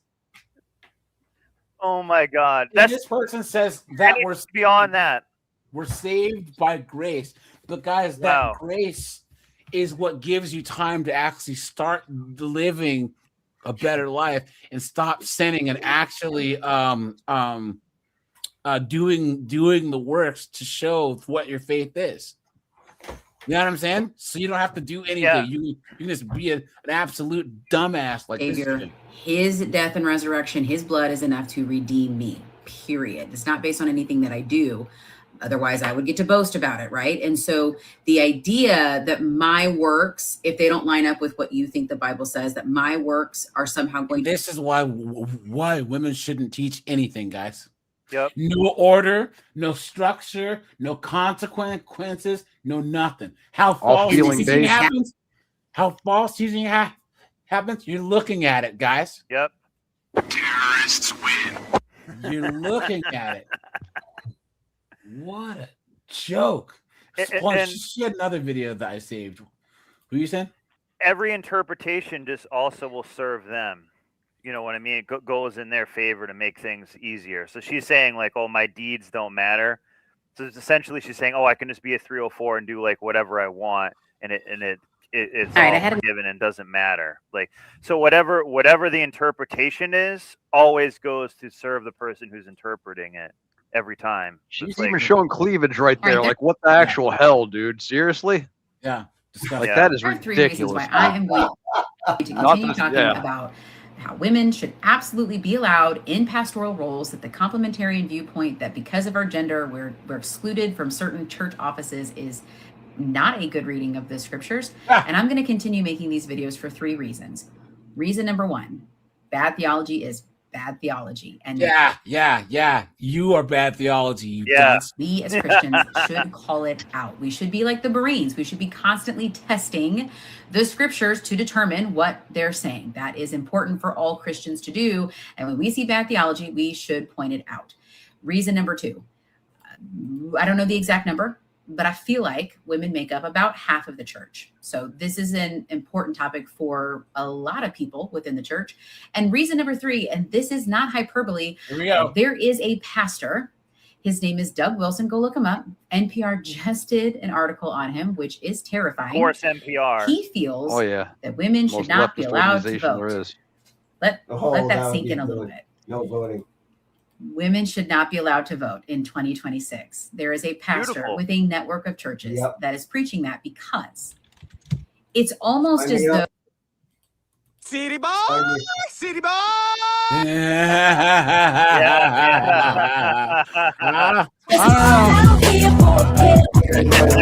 Okay, Snowboard, stop the music that you're playing. Once again. How many seconds is it? Is it like 2 seconds, 3, 4, 5? Because this one won't get you copyright. Yeah. Because I use it on my show, and it does. I wouldn't use one that would compromise your show. Yeah, that one I know does not. Yeah, but guys, and any of the other ones they use will not. And you notice how opportunistic this is. Oh well, I'm a female pastor, so I'm gonna preach that women can be pastors. Yeah, come on, man. God, what a joke. Female pastor. Get Yeah. out of here with that She's mess. really lowering the standards. Guys, who would listen to this idiot on anything? I'm serious, guys. Look at this. She can't even All right, so control her as a weight. female You're pastor, I've supposed to been listen to doing a her ton of for videos spiritual about how it's reasons, you know? Yeah. I think we saw this. totally fine and scriptural for women to be leaders Yeah. and pastors, and I get some doozies in my comment section. These two sort of take the cake, and so I wanted to talk about And a them. lot of women come after these chicks too, because they're like, bro, we see right through your yes. This first one right here, I told the lady she would feature in a video where she said, "You're not a pastor, bitch." Listen, you can't break the second commandment that Jesus gave us because he only gave us the two when you're trying to defend the scripture. We're just not doing this anymore. You can disagree with me. That's totally fine. But we need to walk in love and consideration of one another. And I will start calling this out hardcore. Not for me. Please. I don't care what you call me. Cottage cheese factory. But I will not allow this sort of just anger and vitriol to be pointed towards women in that God's called into leadership positions. So I will start calling you guys Please. out. The Also, second she's one using it right as a here, total feminist where platform. Nice. a gentleman told me that women in charge will emasculate men, and men don't like to be emasculated. And first, let me just say, Look at this comment. Look, he says, just so you know that from a man's point of view, men hate being emasculated by a woman. So the head of Christ is God, and the head of man is Christ, and the head of a woman is a man. That's how the scripture is. Now, guys, how do you think that she's gonna jujitsu her way out of this? men don't like to be emasculated. And Using first, modern let me politics. just say, I love men. I have The lie detector determined that was a lie. been married for over 20 years. My husband is my best friend. I have a 19-year-old son. I think he's the bee's knees. Husband, Beta, right? And now her son. I mean, honestly, guys. beta male. We have a church. Hold up, guys. She loves her husband and her son. She can't hate men. Yeah. Yeah. Yeah. Her husband's nice enough to sit in the chair in the corner. And her son doesn't listen to her. Yeah. Oh my Godly, God. amazing men who support and cherish women. In fact, the person that suggested that we plant a church was a man. He's a simp and he's a beta. Yep. What a joke. Yep. He's sitting in the corner of the chair going, Beat it. Just beat it. Look at this, guys. Look at this. And I go, man, that was really powerful. I saw a woman preach, and I go, Is that Alice Cooper? Oh, yeah. I'm a big fan. the Bible, well, like literally, Jesus reveals to her he's the Messiah, and then she runs and tells everybody, "Come meet a man that told me everything I ever did." And then the whole community then goes and meets Jesus, and the whole community is changed because of this woman's testimony. And I start realizing in the Bible, just like how many women, Jesus. I don't think rolling your eyes this much at her is loving at all. This whole Christian thing where they're like, oh, Christians can't swear, they can't roll their eyes, they can't. What do you see? And this is where that road to tolerating the intolerable comes yeah. from. It's the cucking of Christianity. Yeah, you can't basically. They say the Christians can't criticize, they can't judge, they can't. What are you talking about? You know, and that how is anything enforced? To weakness in the West, you know. Jesus encountered and then sent to tell. Well, that's me. Like I encountered Jesus and Determined that was a lie. and I'm gonna go tell my story. I don't like to speak into it in a controversial way of should women preach in the church. However, when I read the Bible, you cannot miss that Jesus, after encountering women, sent them to go and tell, and their testimony changed people's lives. I don't know what woman needs to hear this, but God did not call you to preach or teach over men in church. The SBC actually just got right something that most all of church history has believed, that women are not to teach or preach over men in church. Doesn't mean women can't be in ministry. I have a podcast, but this isn't church, obviously. So Yeah, the woman at the well, Mary Magdalene, like all these stories of women sharing the gospel. Like, I don't even think you could even call it evangelism. It's just sharing information. It doesn't make them pastors. It doesn't mean that that's all of a sudden a qualification and an invitation for women to be pastors of churches and to teach over men. Sadie Robertson seems really sweet and really genuine, but I do not agree that these are passages in scripture. I think it's a form of eisegesis to take those and to apply them to yourself. To blah, blah, blah, blah, blah, blah, blah. Well, the reason they want the title and everything is they want power and control and social recognition. Yeah. You know what I mean? Otherwise, they could just go and, like, you know, spread the word that they see fit, but they want the authority and everything. That's where the corruption comes in. You know, like, we're not really censoring what they say, but you can't be doing it in an official capacity. That's really all that it is. But that's where they're just perpetual line steppers. They're every goddamn thing. Yeah. Yeah. Yeah, I don't know, guys. I mean, I think they just want to be the center of attention. Yeah, I don't really like have anything else. I mean, does anyone have anything else on this topic? Well, this is men's fault, actually. Yeah, for being weak and allowing this, and not saying anything about it, and saying, like, you're a misogynist that you're saying this and stuff like this. So this is actually men's fault in the West.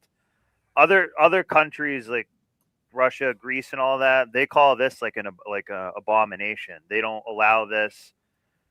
It's never been allowed, and the women there are okay with it. You know what I mean? It's not like they're suffering that bad that they can't go up, you know, and preach in an official capacity. You can still discuss it with your friends. Like if anything, you can still be very powerful in the sense of spreading the word and stuff if you wanted. You just don't need to be calling yourself the official titles. But why do they do that? Power, money, control, social status, attention, you know, all the normal stuff that they want. So I think, but this is actually men's fault. This is 100% men's fault. Look at other religions; they don't allow this nonsense. Muslims are not allowing this. Small hats aren't. Small hats are not. Yeah. So this is men's fault, and part of the problem with Christianity here is, like, we are too weak to set any real boundaries, and that's what the whole problem comes from. We're too weak to set any boundaries. For some reason, it's just over time, like, we call it like the totalitarian tiptoe. So they do like a little line step, a little line step, a little line step, a little line step. Then next thing you know, over a decade, you know, they've made a mile when they shouldn't have, because you keep caving in to like 1,000. What's that thing you guys say? Like, simping is like 1,000 concessions or something like that. Yeah. That's basically what it is. But that's what it is. It's the same thing as that. And guys, part of it's motivated by money, because some of these single moms and stuff come in and they put money in the donation bin. Yeah, so they're like, oh, well, she's moms here. And women, single women donate more to the church than anyone else. And then look at, like, the men, like, a lot of men just don't even go to church, even though they are believers. It's just we can smell BS a mile away. You know, but when it loses that gynocentric thing, those women who are donating there are going to leave, and they're going to go to another one that will allow this nonsense. So, like, they're simping for the money. This is why, though, that they're constantly trying to do the whole 304 to church floor pipeline. They're trying to take all these OF chicks and former corn stars and parade them around and be like, oh, yeah, all is forgiven, blah, blah, blah, blah, blah, blah, blah. They're doing this for a reason. It's all calculated. Yep. The women that, it's kind of sad, because the women who have done it the right way and everything, they'll get absolutely zero attention. But the women who are doing everything the wrong way, in this case and circumstance, they're getting all the attention. the book deals, the positions of power and stuff. The women that have just done it kind of the right way and didn't cause a stink about it, they get no attention at all for this, or no recognition publicly, because they're like, well, I'm not trying to do that. They're not trying to make everything about them. These other women, their God is their own vanity, really, in a sense. Is it's all, they want, like you said, she probably has a Bentley limo. Yeah. Is she going to be giving any of that money to other people who need it? Absolutely not. So there are demonic people in churches. It's kind of a good opportunity for them. So it works. This grift has been going on a long time. It's a good grift.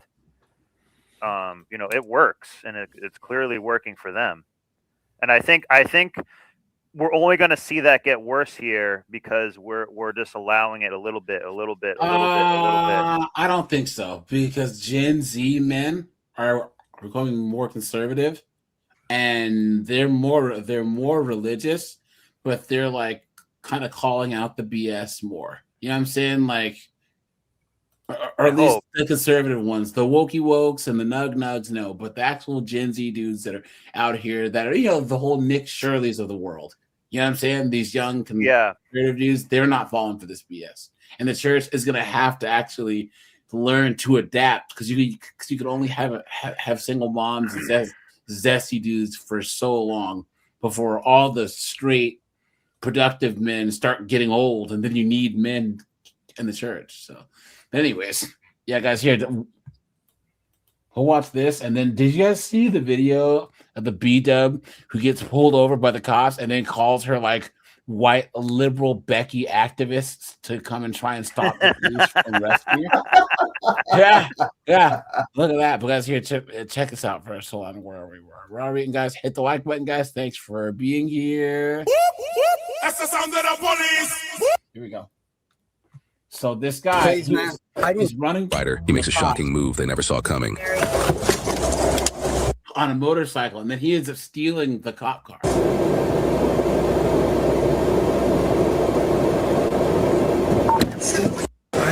Hey, sir. I ain't playing that bully. I don't want to steal your car and make snowy shit. I didn't steal that bike. Okay. Did I run because I know it was stolen? Yes. Can I smoke one cigarette before we go in, please? Nope. Look, man, I'm not trying to be an asshole. I didn't see you guys behind me for a long time. The owner of this bike is tracking it, okay? So how come we didn't get it from dude earlier this morning? I know who had that bike earlier. Who's that? I can't. I'm not a rat. I'm not a rat. I can't talk. I'm not trying to be. I promise you. Well, you just told me you wanted me to get bit by that dog. Because I was upset at the time. Please let me smoke a cigarette, man. Please. Cigarettes are gonna dry your mouth out even more, man. I don't care. I'm going to prison. Yeah, please. So Please, man. if you're cool with me, I might let you smoke one when you get to jail. Instantly tries to get over there.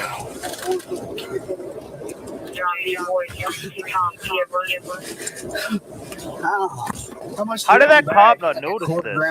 Huh? How did that cop not really notice that he was clearly trying to get out of the handcuffs? Because he's an idiot. Ice and he was annexes. Quarter. Grandma Ice and How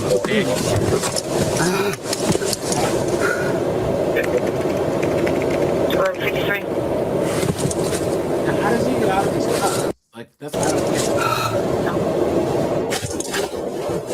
get. Maybe his hands are sweaty. Maybe the sweat maybe helped him. But did you see that other cop? Not this one here. That fat cop. You can tell he's completely useless. That other one who was there. He should have been looking in the cop car to make sure he didn't do something like that.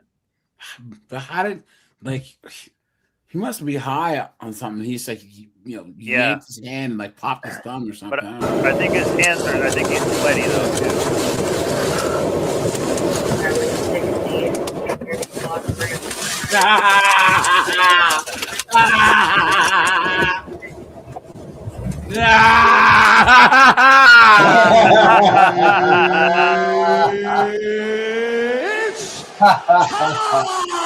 Look at that!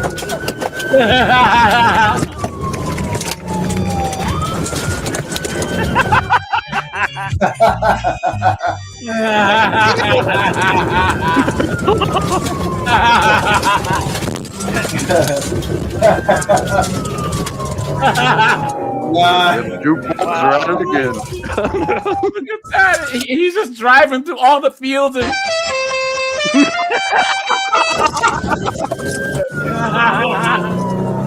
He's wheeling it, man. He's going to jail. Yeah, those cop cars at least have Look at this guy, 373 he's in the back, man. They have good pickup on them. Yeah. Look at this guy. He's like, shit, I'm so screwed. He knows he's cooked. Yeah, he knows he's cooked. He's like, dude, I'm fired. I'm gonna lose my house. My wife's gonna leave me. Screwed. You're so screwed.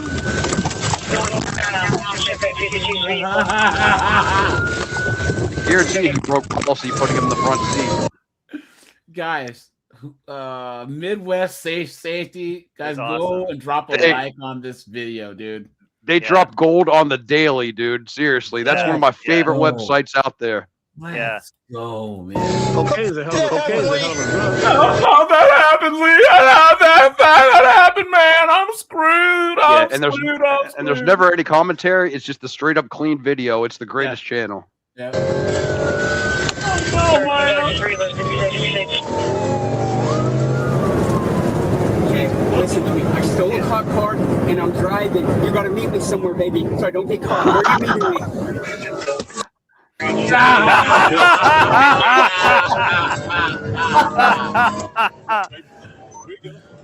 Go up behind Ross's gas station. How long till you're there? Baby, Rate him on the cooked-o-meter, guys. Over 9,000. The thing is, he's recording every felony as he's going too. Yeah. Yeah. You're in this? He was handcuffed. Oh no, man. Why did they even put him in the front seat anyways? Just wait, You know what I'm saying? Baby, the cops are on my ass. What do I do? Baby! Oh. Oh, that was close. 2 near miss bonuses, man. That's like 250 points. Oh, yeah. Baby, go ahead and turn your dad's house. I'm gonna hide up there. That's Ford Taurus.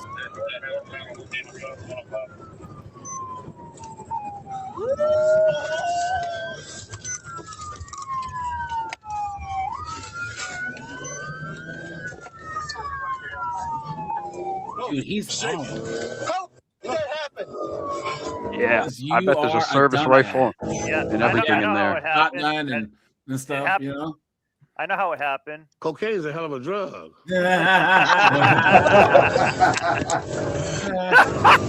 Should have let him just have a cigarette, bro. Yeah, exactly. Yeah. One cigarette's well what it took. He said, I'm going to jump in the river and swim. Down, okay? Baby, look for me, please, please. Run to Mexico. Right now, okay?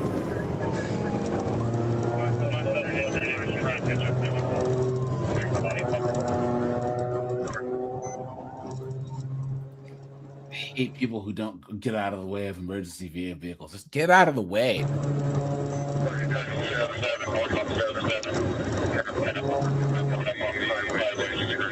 You're so cooked, dude. Dude, he's gone. He's looking at it. You know where your village is at? I'm gonna try to hide somewhere around there, okay? Hey? What? Look at this dumbass. Yeah, I hate that so much, just like you guys were saying.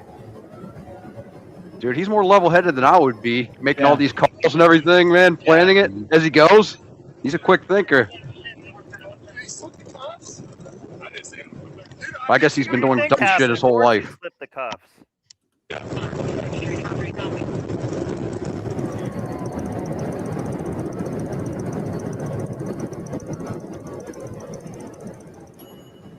Nice. 27 miles per hour. Nice. Wow.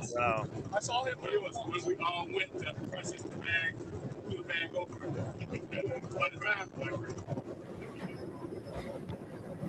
That thing's got to be like floating, man, at 127.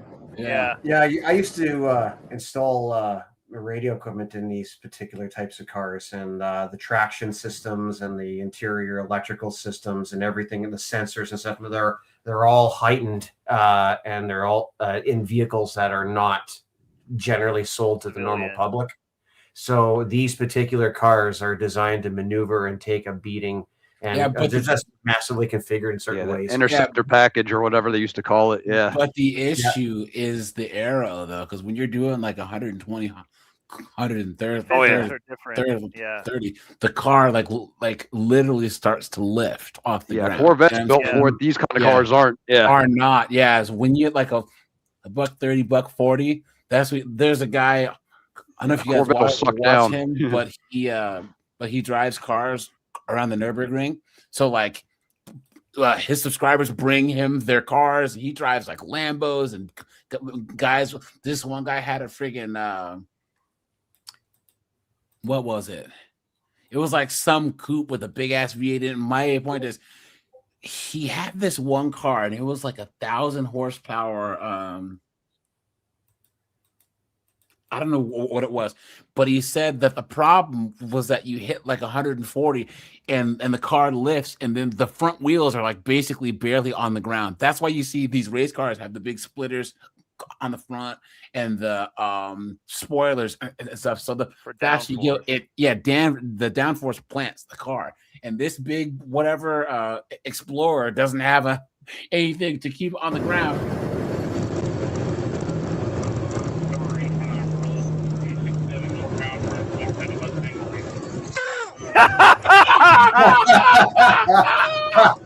It's okay to laugh at a pig now and then. Yeah, he made a big mistake, man. Yeah.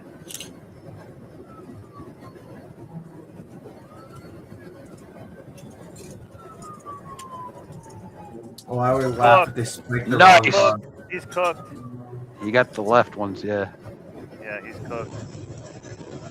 He's got my phone, so I can't unlock the door to my car. Is that his phone? Oh, he's calling on the cop's cell phone. It's using the cop's phone, Freak. You know that girlfriend's going to be sending some dirty pics to freak, that phone by mistake, yeah. Oh, man. Baby, York Village, they hit me with spike strips. I can't drive so much further. York Village, I'm going to run and hide. And that girl's getting so wet right now. Love it. Love it. He just needs to just drive off into the woods. You know what I'm saying? That's what I was thinking, yeah. Yeah. Yeah. Grab your rifle and shotgun, too. Homeboy's got the friggin' the friggin' Yeah, he's sitting up front, AJ. They put in the Look at this. The zombie squad.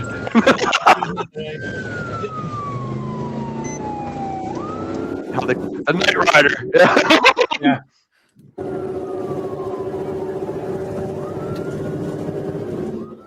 No, not the Night Rider. Oops. Oops.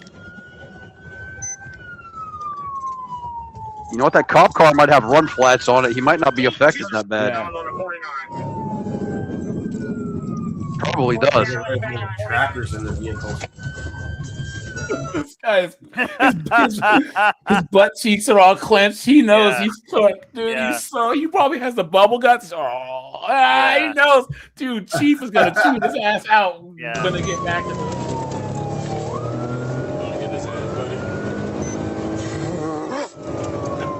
A lot of good that does now. A lot of good that does now. Hold on. Someone says, why do I feel like this is a comedy skit? Someone says squad for like disappointed dads. Someone said his department's never gonna let him live this down. Yeah. I mean, this is the opening scene of Super Troopers, literally, man. He's already pulled over. He can't pull over any farther, you know. Someone says this is so funny. All the patrol cops are freaking out and losing their shit. Well, the cop in the tactical gear look forward and call them idiots. So, guys, this is what we're gonna cover on Wednesday.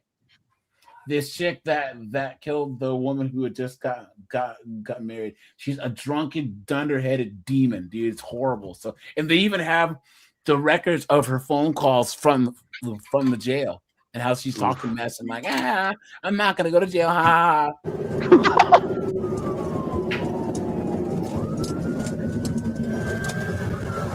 Yeah, here you go.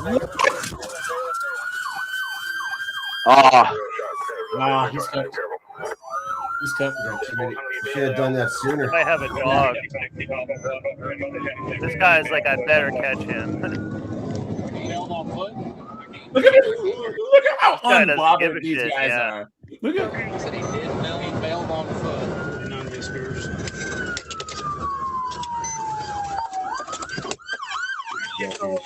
Where do you think he's gonna go? Because they're gonna get a dog and get him. If you can run to a water source and go uphill, you can wash away the scent from the dogs. What do you think this is, Matt? The Underground Railroad? No. You need to run through water. Kinds of crap. Yeah, I went to Sears School before. Or Zigzag. Well. You have to get to water, get to the river, and be able to swim upstream.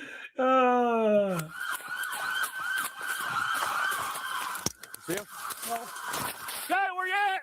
Where you at? Bubba! Scott!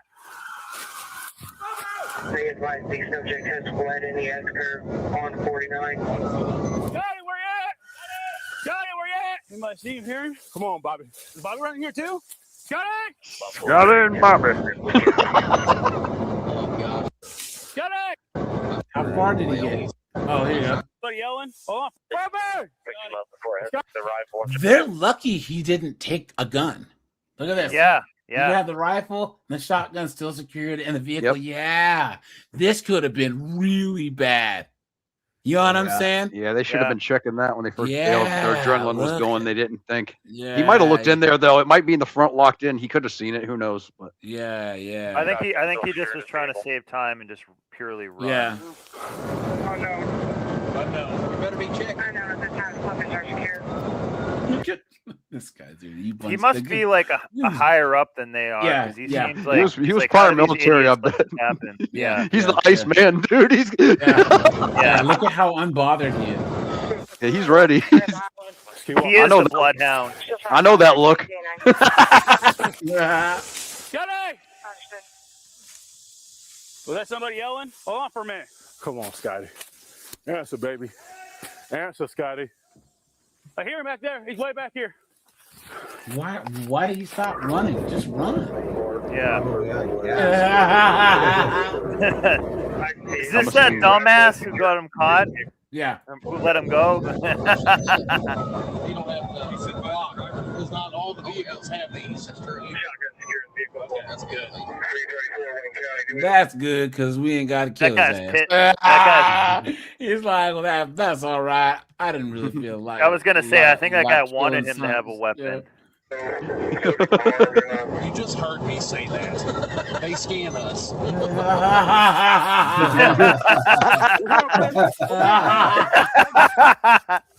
We got eyes, Chris. We got eyes. Terminator powering down. Yeah. What do you say? Located the deputy. He sounds like a trainer. I mean, I'm sure they're amped up. I get it. How do those not have the anti-theft device on them? Yeah, they do. Yeah, they should all have the anti-theft. Here we are. But here we are. Look at the disdain, the disappointment, and the disgust in this guy's voice, right? It all rolls uphill, dude. He's higher up. It all rolls uphill. He's gonna get his. Look. You know. Look. Go ahead, where you at?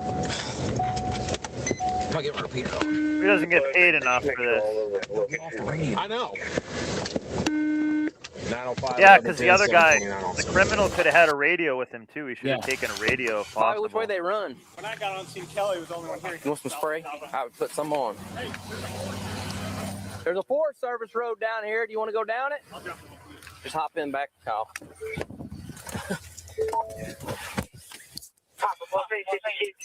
Oh, sorry. What? Oh, you're fine. I didn't know everybody was in here. Just scoot over. Do you really want to be in there? No, that's not the same guy. Being a big boy. Yeah. He's up out here somewhere. He's got his shirt off. He stripped his shirt. I can't figure out how he took the cuffs. You know, damn far this Why? You don't want to leave your shirt laying I around. should have shot him. You should have shot him. Yeah. Dude, you're just trying to make him feel better. You know what I'm saying? I never Yeah. thought there was a chance in the world he'd slept with him. Sure, often in handcuffs. Gotta be. He's driving the vehicle. I don't know how that happened. Was he securing the seatbelt? He was in there like he was supposed to be. I feel right now. Yeah, you are. Because you are. You dunce. You know? Yeah. Hell no. Well, I tried to jump in with Bobby. Bobby. I was like on the door handle. Look at this guy. I would not be laughing or Yeah. trying to make jokes. Bobby took off. I was screaming at Lee. I was like, oh my God. It was hitting like 128. I hit 140. Notice they all gave up because they're out of shape. Yeah. They all gave up trying to go in there more. They're just hanging out now. Everybody stay behind me. Yep, no, stay back. If you want to work towards about the middle of where we left Get him Oh, off. Yeah. Stay Sir right Bites there. lots Keep on this it. thing Heck going. yeah. Stay back, Tony. That way we can get Officer Butterfinger. Tony.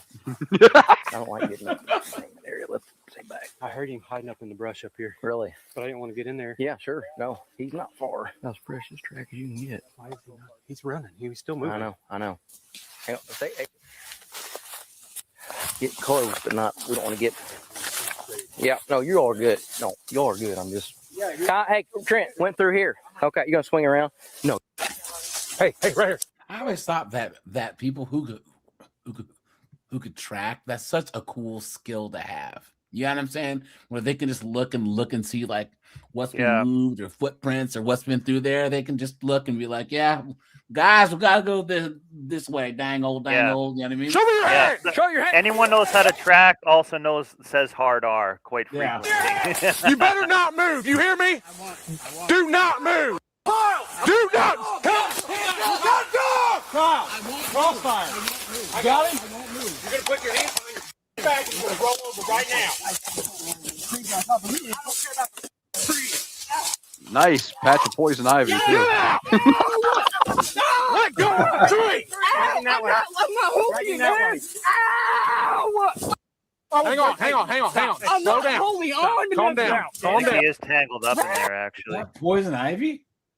Yeah, some of it is. Yeah. No. Stand up. Put your feet under and stand up. Leaves a 3, let it be. Yep. Put your hands behind your back. Resisting at all. Bull. You got him?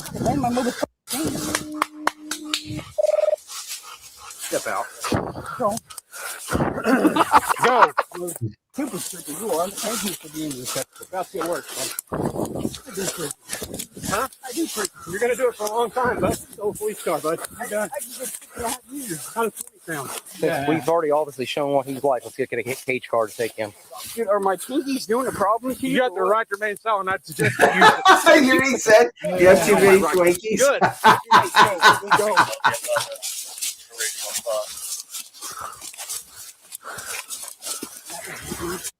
I was grabbing you so I didn't fall.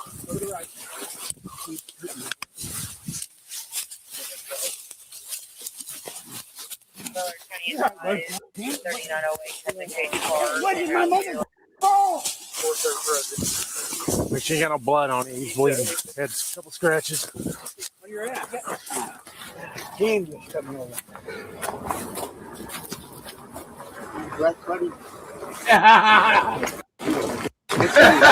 Which one? Stinson Morgan. That cop could have got away with socking him right there after spitting in his face too. He showed a lot of restraint. I thought I'm doing 20 years. Talked to you the second time. What's the third? You talked to you the first time? Yeah. 4.5 years ago? Yeah. You catch shit. Wasn't your ass. Would. I know it wasn't. I know who it was. It wasn't you. Shoot that. Or you want to put those on and I'll put mine. Yeah, I bet you will. I know it. You can make it for you. Sure. Where'd you Wait, is the same guy putting them on? County might go into Yeah. The same guy just put them on again. What the hell is that? I hate that. Keep the camera on him so he won't try to say we done something good. I don't know. Yeah, he wasn't ever trying to hurt you, but he kept looking at your cat going, clack, clack, clack. The suspect, identified as 38-year-old Andrew Delcamp, has an extensive criminal history in Missouri, with criminal cases dating back to 2017. According to court records, he previously pleaded guilty to second-degree burglary in 2019 and was sentenced to 7 years in the Missouri Department of Corrections. For this case, Andrew pleaded guilty in 2 separate Butler County felony cases on February 25th, 2025. He pleaded guilty to first-degree tampering with a motor vehicle, resisting arrest by fleeing while creating a substantial risk of serious injury or death, and second-degree burglary. He was sentenced to 7 years in the Missouri Department of Corrections for tampering with a motor vehicle and 2 years for resisting arrest, with the sentences ordered to run back-to-back. He received an additional 7 years for second-degree burglary, which was added to the previous sentence. In total, Andrew was sentenced to 16 years in prison, just 4 years shy of. That's solid. Wow. That's solid. This is a certified hood classic. 20 even would have been nice, but 16's not bad. So, but all right, guys, we're at the 3-hour mark. Guys, no live on Tuesday because I gotta be somewhere in the evening, you know. But guys, let me see. We'll probably see you next Tuesday.